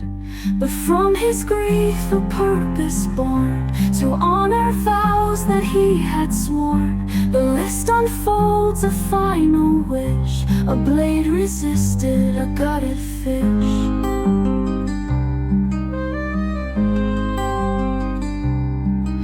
Now Harold roams through joy and strife, to live for three in one short life. From mountains high to oceans deep, this solemn pledge he vowed to keep. With bolder hat and iron will, he faces each task with hard-won skill. For every deed he sees it through, he feels their love forever true. And when the final task is done, when every battle's lost and won, he'll close his eyes, his duty clear, knowing his loved ones drawing near.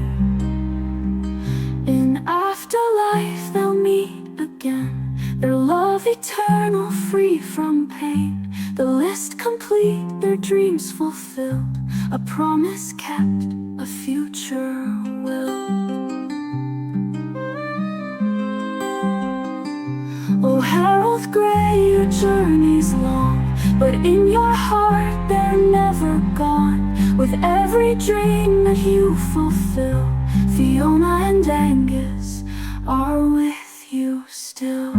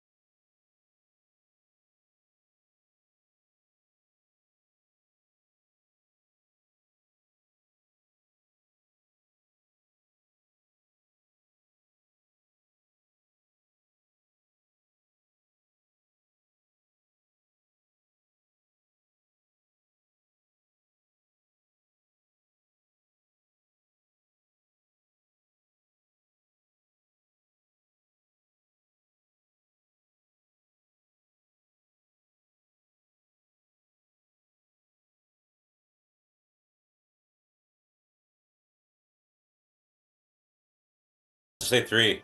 3, 2, 1, and we're back.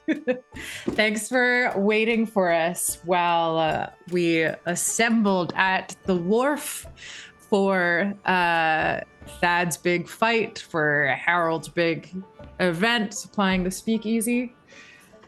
When Harold throws a party, when Harold brings the party to the party, the wise guys show up. And the thing about wise guys is there's no shortage of them. So let's pull them up so that you can see who all is coming to the party. So there's a lineup down the wharf. The whole area has been like sectioned off so that, you know, only those in the know, and everyone who's down here thinks they're a guy in the know. That's kind of the vibe of the place. And the cool cats just keep on coming. We've got this group is called the Ladies in Red. They know everything. They know everyone. They're not a gang, but you might owe them some money if you're not careful. And then we've got the O'Learys, this Thaddeus Turnpike's coach's brothers and or cousins and or extended family.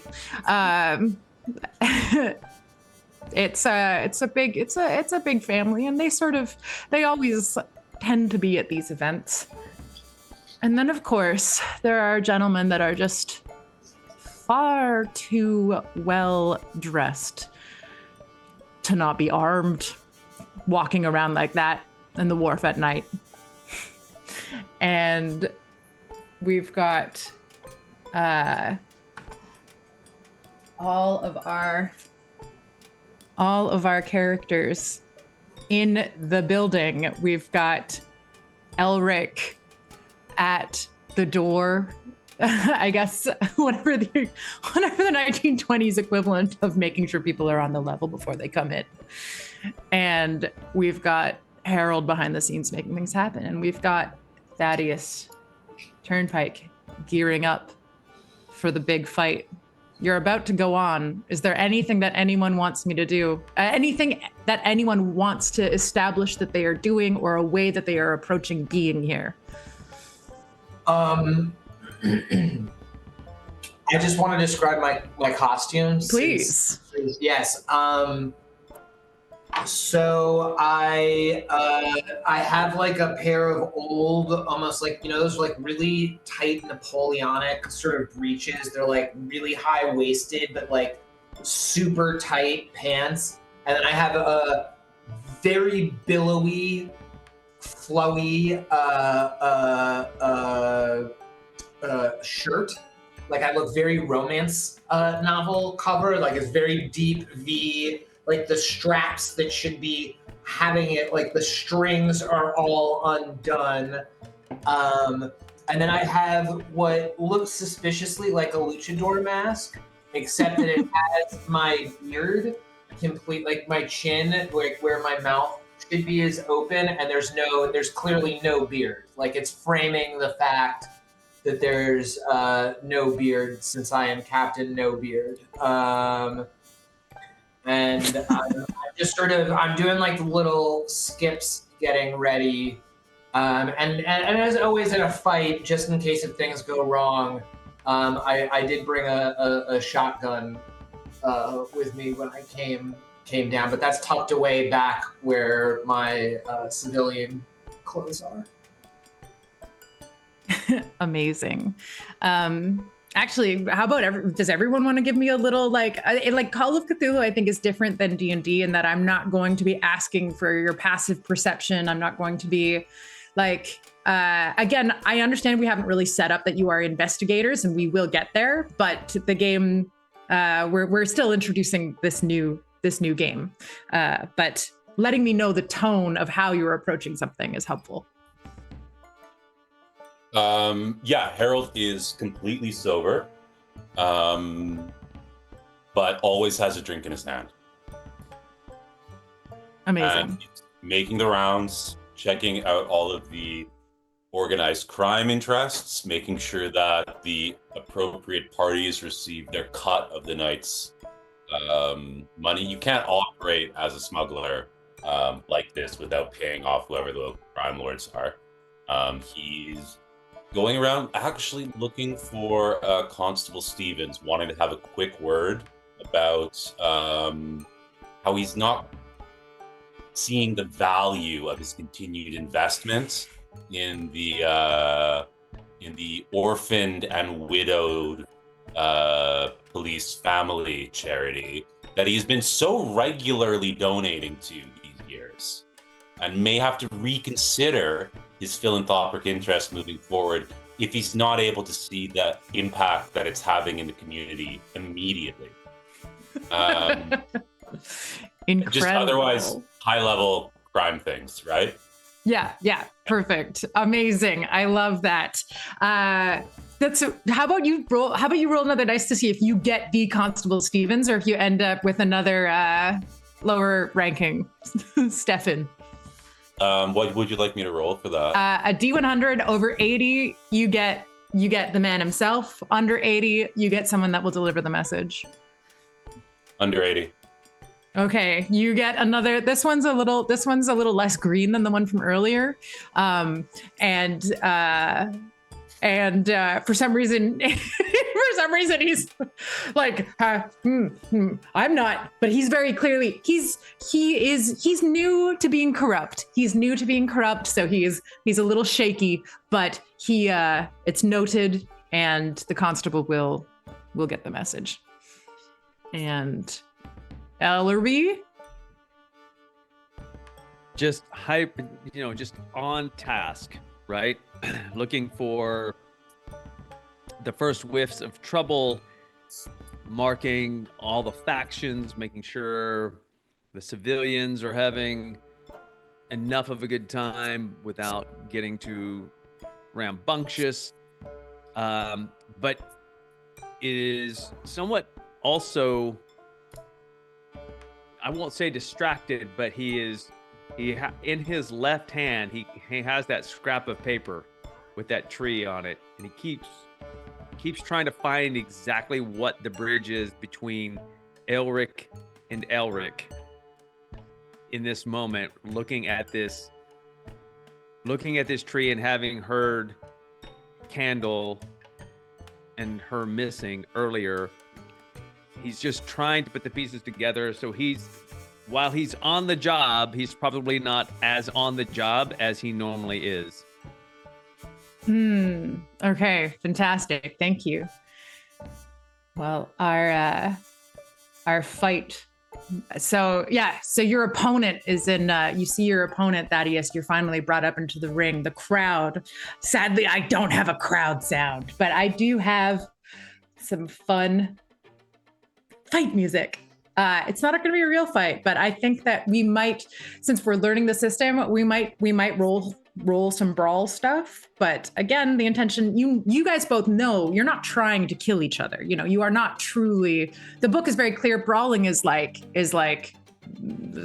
fighting dirty. This is an art. There's an art to boxing.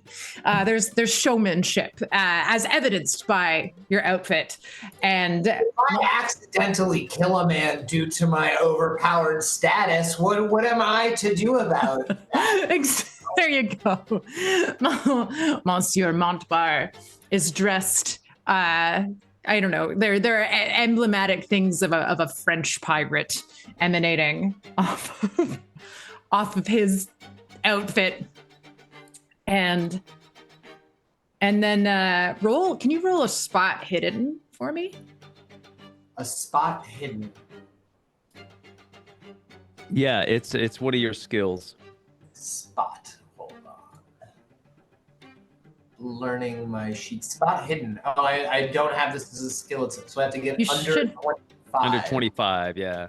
Yeah, got it. Let's do it.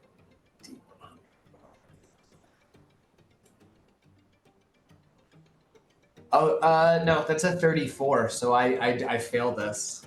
So yes, that is that. So you rolled a 34, and you had to get under a 25. Yep. Okay. There's something specific about the way that there's something specific about something you're just clocking out of the corner. You're fighting, so you're busy, but there's something. Give yourself another. In this game, you get an extra D10 for that's their version of advantage disadvantage. So give yourself another D10. If you roll a 10, you'll be able to subtract that from the amount that you rolled, and if you roll a 10, you'll succeed. 2.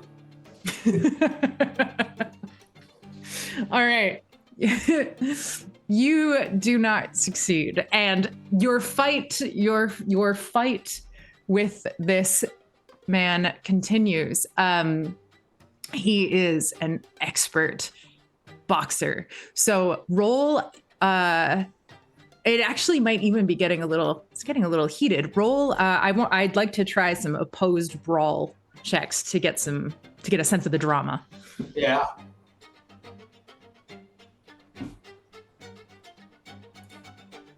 So I'm rolling my brawl skill. Yes. Cool. I need to get under a 70. And it's opposed, so it will also be in relationship to mine. Ooh. Wow, 70 on the nose. Okay, so I rolled a 99, which is like an epic fail, like a complete fumble. Okay. So I don't know if it helps your fumble, but part of Thad's fighting style is that being a dilettante and hating kind of doing like any kind of real active hard work, at a certain point in time he doesn't think about what he's a pure instinct fighter. Okay, so He doesn't think about anything. He turns his brain completely. It is, if one were to read his mind, it would be like Homer Simpson humming in there as he is fighting.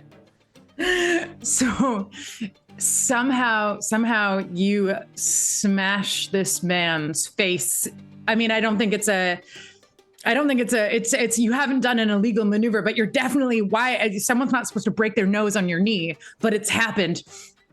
And this man looks up at you and says and like grips you in a way that is not like he's going down the way of like he grips like your costume, and he says, "Please, Mr. Turnpike, I cannot go down until the third round. In the third round, I will throw it, but I cannot. Please." And you look into his sanity check because suddenly this is not. You are losing your absolute mind as you lock eyes. Like these are like this. This is not a man. This is a rat. This is a very large rat, and you are about to exterminate it. I got under 70, 27. This is. You don't know how you know this. You don't. This is Squeak Noir. You are about to stomp Squeak Noir. I like staggered back from that for 2 seconds. It's enough. It's enough time for mice, just like talking mice, but mice don't talk. They do. I'm friends with one. He trained me how to fight with a sword. I try to make a shadow blade in one hand. Nothing happens, and Montbar stares at you in horror and goes, "Thaddeus Turnpike? Thaddeus. This man is a dirty fighter. This man is a dirty fighter and owes shit tons of money." And then he's like, "Oh," and then he decks you because you got to keep up the show. I take the hit and then I roil back from it, and I try to make it look as if I had twisted my ankle. Maybe that explains my weird behavior. And I get in close again, and we go into like another sort of one of those like boxer huddles, and I'm like, Squeak Noir? It is me, Thaddeus. It is me, Thaddeus. I followed you through the horrible thing, and now I am this horrible man. I am trying to find. I think I have found Library Cat. True. I break off, and then I do like I start doing some gut punches. But I totally leave my face open again for like another big counterattack as I do these kind of like light body shots trying to score some points. So now we are going to work together on a combined roll for persuasion. We're going to try to persuade the audience that this is still a legitimate, this is the Thaddeus Turnpike that you know and love and have bet a lot on. So we're, this is called a combined roll, and I'm still learning what that means, but. What do you, because this is not a skill for me. So this is not a skill? Yeah, is there, you can choose, like you could choose fighting. Like you could choose to, you don't have to use persuasion. You could use, hold on, let me just take a quick look at my skills here. Could I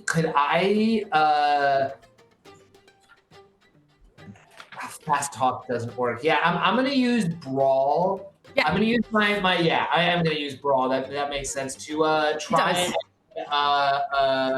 just look like I rolled my ankle, that I just landed badly on it, and thus I can't really put any. I'm not being able to really plant my feet in such a way right now to put one of my power moves that I'm known for. So I kind of have to do these little light body shots. Okay. A combined roll. I got it wrong. It's not two different people. It's two different skills. Okay. Learning. That's fine. I don't know what this game's version of the help action is. You do your brawl. I'm going to do my persuade, and we'll both see if we succeed. You're selling it. I like it. I'm selling it my way. You're selling it your way. And we'll see what happens. 5.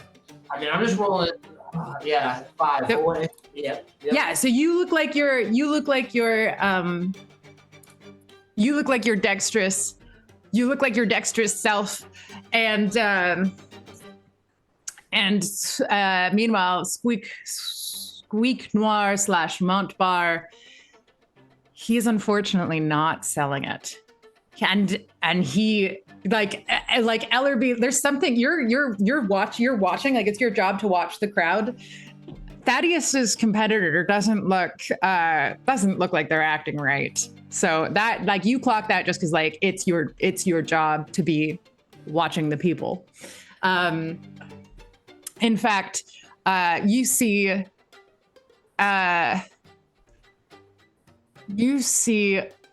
Montbar uncharacteristically look away during a fight in a way that absolutely Thaddeus seems to have rolled his ankle, so I guess he couldn't make use of that.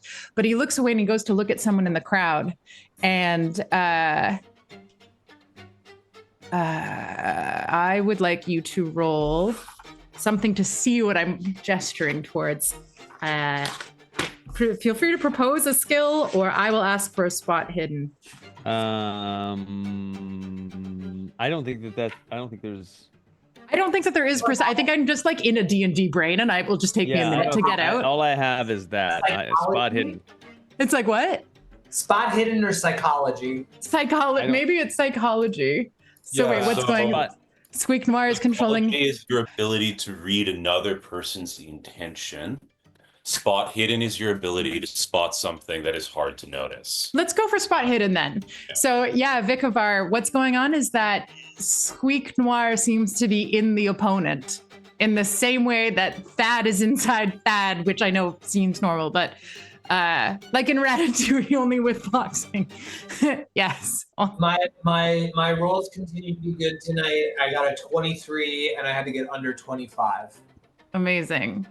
Oh, did you roll for the spot hidden, Thad? Yeah.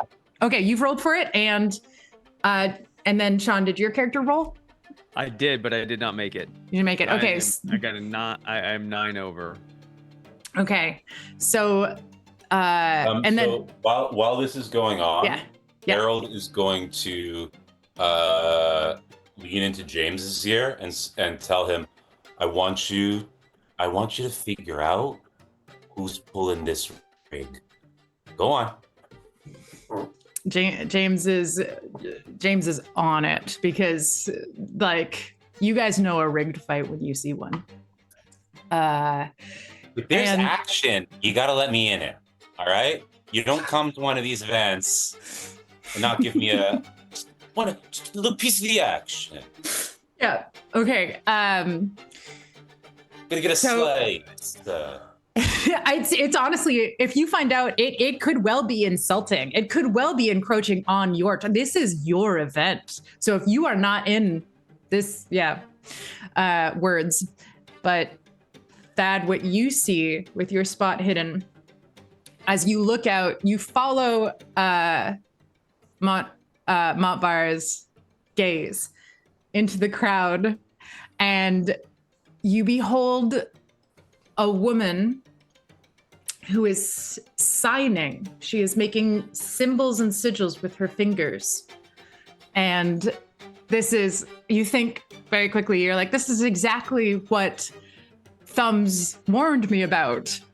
And as you look at her, you actually suddenly are, all you can smell is a library, and you are gonna have to make another sanity check. Because that's a cat. That's not a woman. That's a cat. And you're in a library, and none of this makes sense. I failed my sanity check. I got an 88. That is that's our first fail. So since this isn't like beholding a dead body, this isn't like beholding, I need to roll.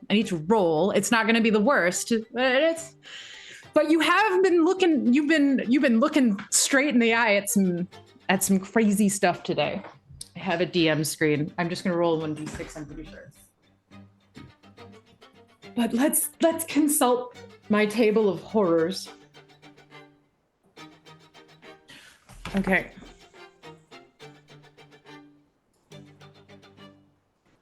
So you are going to lose this, combined with just having seen, just knowing that, like again, because this is happening to, not to Thaddeus Turnpike from Calaman, who could easily handle this. This is happening to like a regular man. A regular man is aware that there is a rat controlling this boxer, and that woman is a cat. And so you lose 3 sanity.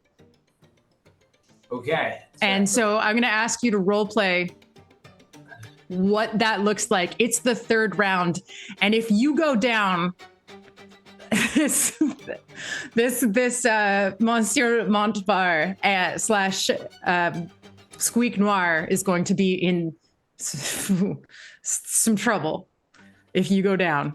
But you tell me what happens. It's the 3rd round right now. It's the 3rd round, and you've just lost your mind a little bit. Not so much like if you lose 5 points, it's a 1d10 for how many hours you are insane. You are not insane. I lost 3. You lost 3. So we're just looking for some. So you could score. Question. So my sanity score just went from 70 to 67. It did. So every time I lose sanity, it makes it easier for my more sanity to be lost. Got it. Yes. So you can really, when you start to fray, it gets you downward spirals. Downward spirals, yes. Well, upon seeing a woman that's a cat and a man that is a mouse, and bearing the weight of these 2 memories, and yet clearly being incarnate in like one of them, like clearly being in one of them. Mm-hmm.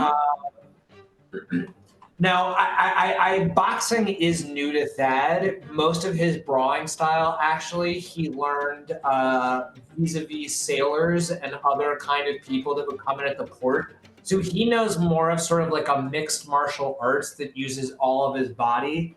And so in sort of a panicked reaction, instead of punching at Squeak Noir, I'm just going to take a roundhouse kick to Squeak Noir's face. So like I'm going to hit him like I'm probably I think supposed to right now, but I'm doing it in a totally illegal manner. Okay, so you roundhouse Squeak Noir, who absolutely takes the hit and does not block. You watch the light go out of his eyes, and he slams to the ground, and you lose you want to that feeling like yesterday, the earlier in the morning where you vomited on Mikey, your boxing sparring partner. This feels like that, but worse. That was like maybe I've just drank too much and I'm like a bit kooky. This is like reality is not okay, and I am not okay, and that woman is a cat and that man is a rat, and so you're gonna collapse down on top of somehow after this roundhouse. I don't know. It's like you do a full pirouette boxer style and. Slam, I slip on my ankle because I pivoted back onto the ankle that I was pretending was limp, but or that I had rolled. But because I was in a bad position anyway, my momentum just completely I fly with the momentum, and I collapse onto the mat too. Yeah, so you collapse on top of this boxer. Who it is, the ref comes in, the bell goes, someone is holding your hand, declaring you. Harold is not letting that happen. Harold does not let that happen. What does Harold do? The ref goes in. By this point, is with Hawk is at ringside, and he's shouting at the ref, "Take him to their corners. Give him 10. That is an illegal knockout. If both fighters cannot recover, it is a Thaddeus loss." Wait, has in response to that, has the ref pulled me up to my feet? So no, because we did a slight little retcon because I went too fast. So we've gotten to the moment where the ref is about to go to you. Harold is pulling his weight, and Harold pulls weight in this environment. So can you roll a persuasion, unless you want to make a case for something else, but can you roll a persuasion for this ref for the upholding of the rules of illegal boxing? Well, I mean, please, it's clearly an illegal strike. If anyone loses, it's Thaddeus. But I would like the night to continue because that way I can sell some more drinks. So no, the fight doesn't end now. The fight doesn't end now. Okay. So the ref actually, you know what? You actually convinced the DM, so that's the ultimate success. And the ref agrees and hauls Thaddeus, who is not unconscious because he only lost 3 sanity, not unconscious, woozy, sick, unwell, like possibly a bit delulu. But is the woman still a cat? Like when I get picked up to my feet and I look back out in the crowd, is the woman still a cat? She stares at you the way that like only a cat can really stare. But no, that is a woman. It's just unnerving how unblinking and unmoving. I when I see that, I push the ref off, like I shrug the ref off, and I walk back to my corner, and I slip back in, and I like grab that little squirty water bottle-y thing from Thumbs, and I like spit, just pour it, and somebody comes over and messes with the cut over my eye.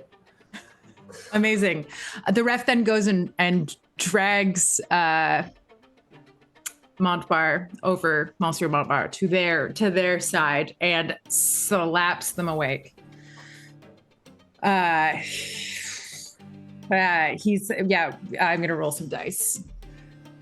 Right, my dice are on the internet. gonna roll some dice to see what happens. Okay. He comes to.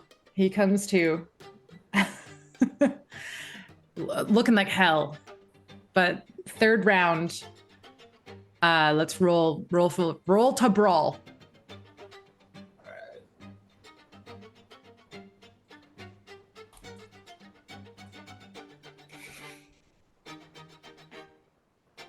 52, so I'm under with 52. So you're under. So that's a success because I rolled like a 91. So too weak to fight. On the bell. I'm gonna come over. I'm gonna do the thing where I just on the bell. I start just sort of trundling over to Squeak Noir, and I hit my boxing gloves together, and then I just punch, like just deck him like right again. But this time with my left to counterbalance. I don't want to hit him on the same side that I roundhouse kicked him. That feels bad. So I'm trying to even out the bruising. Okay, so he goes down in a way that, you know, in your heart of hearts, you know that Squeak Noir probably would have put up a kind of a different fight, but this is partly Squeak Noir and partly someone else. But at the same time, this is your dear friend Squeak Noir, and he is down. And Harold, you are standing at the foot of the ring, watching your call play out, knowing that you intervened at the right moment. When someone comes up and taps you on the shoulder, it's your bartender. It's your bartender it's like one of your staff. You know him really well. Like he was in the caravan behind yours that was part of your convoy, and his eyes are wide and he is panicked, and he hands you a telegram. I open the telegram. It's address H. Fiona and Jane have been in a car accident. Rush to St. Luke's. Duke Orsini's son is in stable condition. F and J in critical. Story. What does it say? So the telegram says Fiona and Jane have been in a car accident. You remember, thinking back to last session, that Mr. Orsini's son Duke had a new Rolls Royce, and that Jane and her friends were excited to go for a ride in it. This telegram is informing you that there has been a car accident with everyone involved in the car. And that your wife is in critical condition in the hospital. That is what the telegram says, and we're wrapping up to leave on a cliffhanger. But do you want to tell me what happened, what we see when Harold receives? The blood drains from Harold's face as his world falls out from under him, and he mutely stares at the note before handing it back to the bartender, saying, tell James to wrap up. And he leaves. Okay. Got it. It's going to be yeah. So, okay, got it. And then let's see. So that is what you are going to do. Does anyone else? Let's see. Harold. Thaddeus. You have just one. But this fight was really weird compared to every other. This wasn't fun. Like something very weird happened during this fight, but you won, which is normal for you. You normally win. So all of the sort of cheering and the congratulations and the towel on the shoulders and the immediate drink and whatever else happens when you win. As I'm being actually declared the victor for real this time, and I'm doing like the turning to the different, like being like sort of doing the turn for the audience. can I see anybody? I remember that guy that was in the army with my brother that I think is actually a dragon man in another life. Do I see that big bulky form anywhere in the crowd? Yeah, he's huge and he's standing by the door. And I would make you roll something for it, but he's like, you can. All right, I take note of that, and I like sort of like perk up. And as soon as I'm done with all of the howdy doodies of being the winner, I'm gonna try to like track that man down. Okay. You see that the woman that you thought was a cat is tending to the man to the unconscious man. And let's see what the tensions at play are that Harold, like, you know that you can't like, your business cannot just like duck. You might be able to leave, but like to pack up while this night is getting going is going to have a very big impact. Sorry, But that's not what you meant. Like close. I'm leaving. He's gonna close. Knows what to do. Like, yeah. Okay. So like, you're leaving, James is going to close. Okay. Yeah. Okay. Like, yes, I understand. And I apologize. I'm sorry, Sean, your character didn't see things. You didn't get your spot hidden. But you've watched Thaddeus beat the ever living crap out of a Frenchman. And I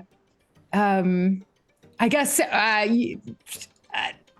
let's see. And you hold that piece of paper, and you know that it means something very significant, and maybe it even feels like like the answers are here somewhere. Yeah, it might just take a moment to put it together. We're gonna wrap. If no one is that any last idea. Is there something that I can do? I mean, now that I've seen all this kind of like careening around and everything, and is there anything I can do to try to put the pieces together? Absolutely. Yeah, for sure. I'm still spot hidden again. I'm still learning the game, but yes. I think. Yeah. Claire, can I give you a suggestion? Yes. So, in this case, the system for COC is like deliberately loose. It's meant to be more role playing. Okay. So I will answer it. If you contribute, feel free to make a character roll. Sorry, if there isn't a skill that you think fits, get the character to roll the characteristic that you think makes the most sense. Oh my gosh, yes. In this case, it would probably be int. Mm-hmm. But you can make a judgment call. I totally forgot about rolling characteristics. Yes. Okay. So roll an intelligence check to like 32. have. Yeah, So that's 32.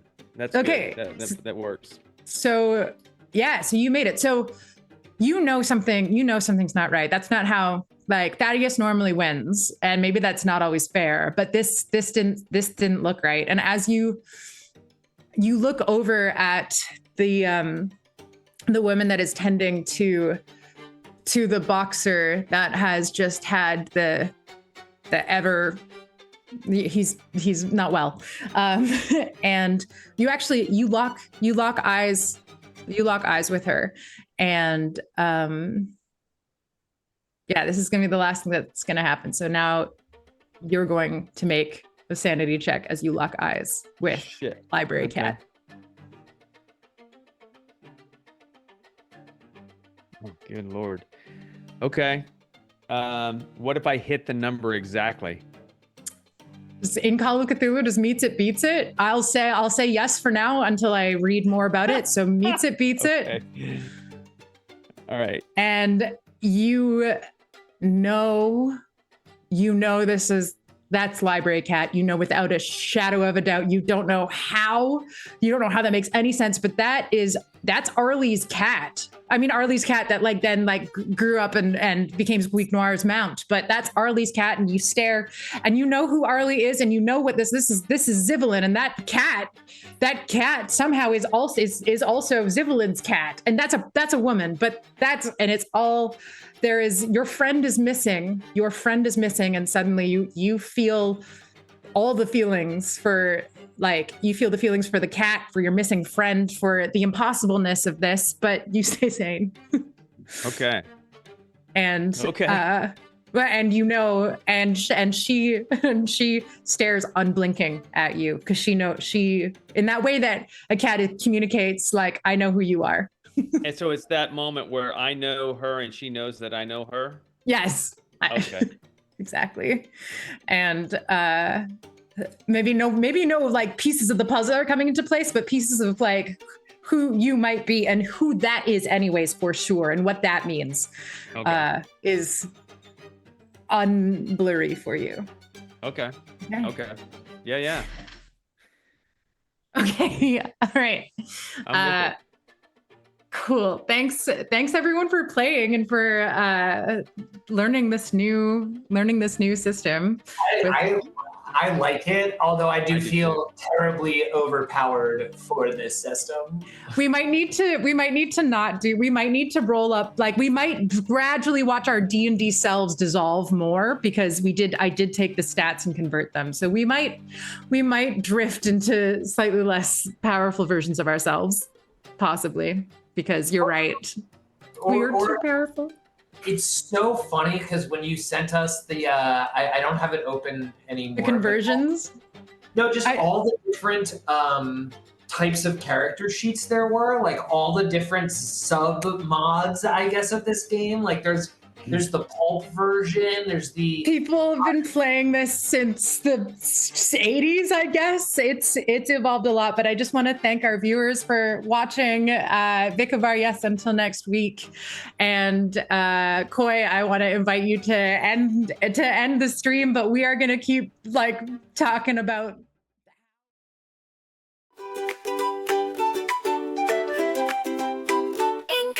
Manner born to nobility, Ollie danced through life with frivolity.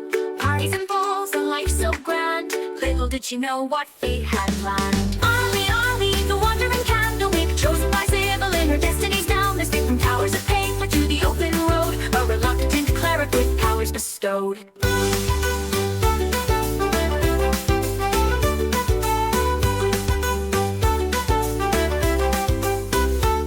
From luxury, thrust into robes, surrounded by tomes and dusty old globes. But Ollie's mind, sharp as a tack, mastered the legalese others did lack. Contracts and bylaws, she knew them all. Her litigious prowess made bureaucrats fall. In mazes of paper would she find a way to bend the rules and save the day. A holy symbol in a divine dream. Not all in the tower is as it may seem.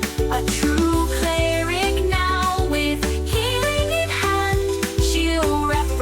the tower across the land. But Ollie sees more than meets the eye. All timelines at once, futures that fly. Past, present, future, all intertwined, sometimes leaving the present behind.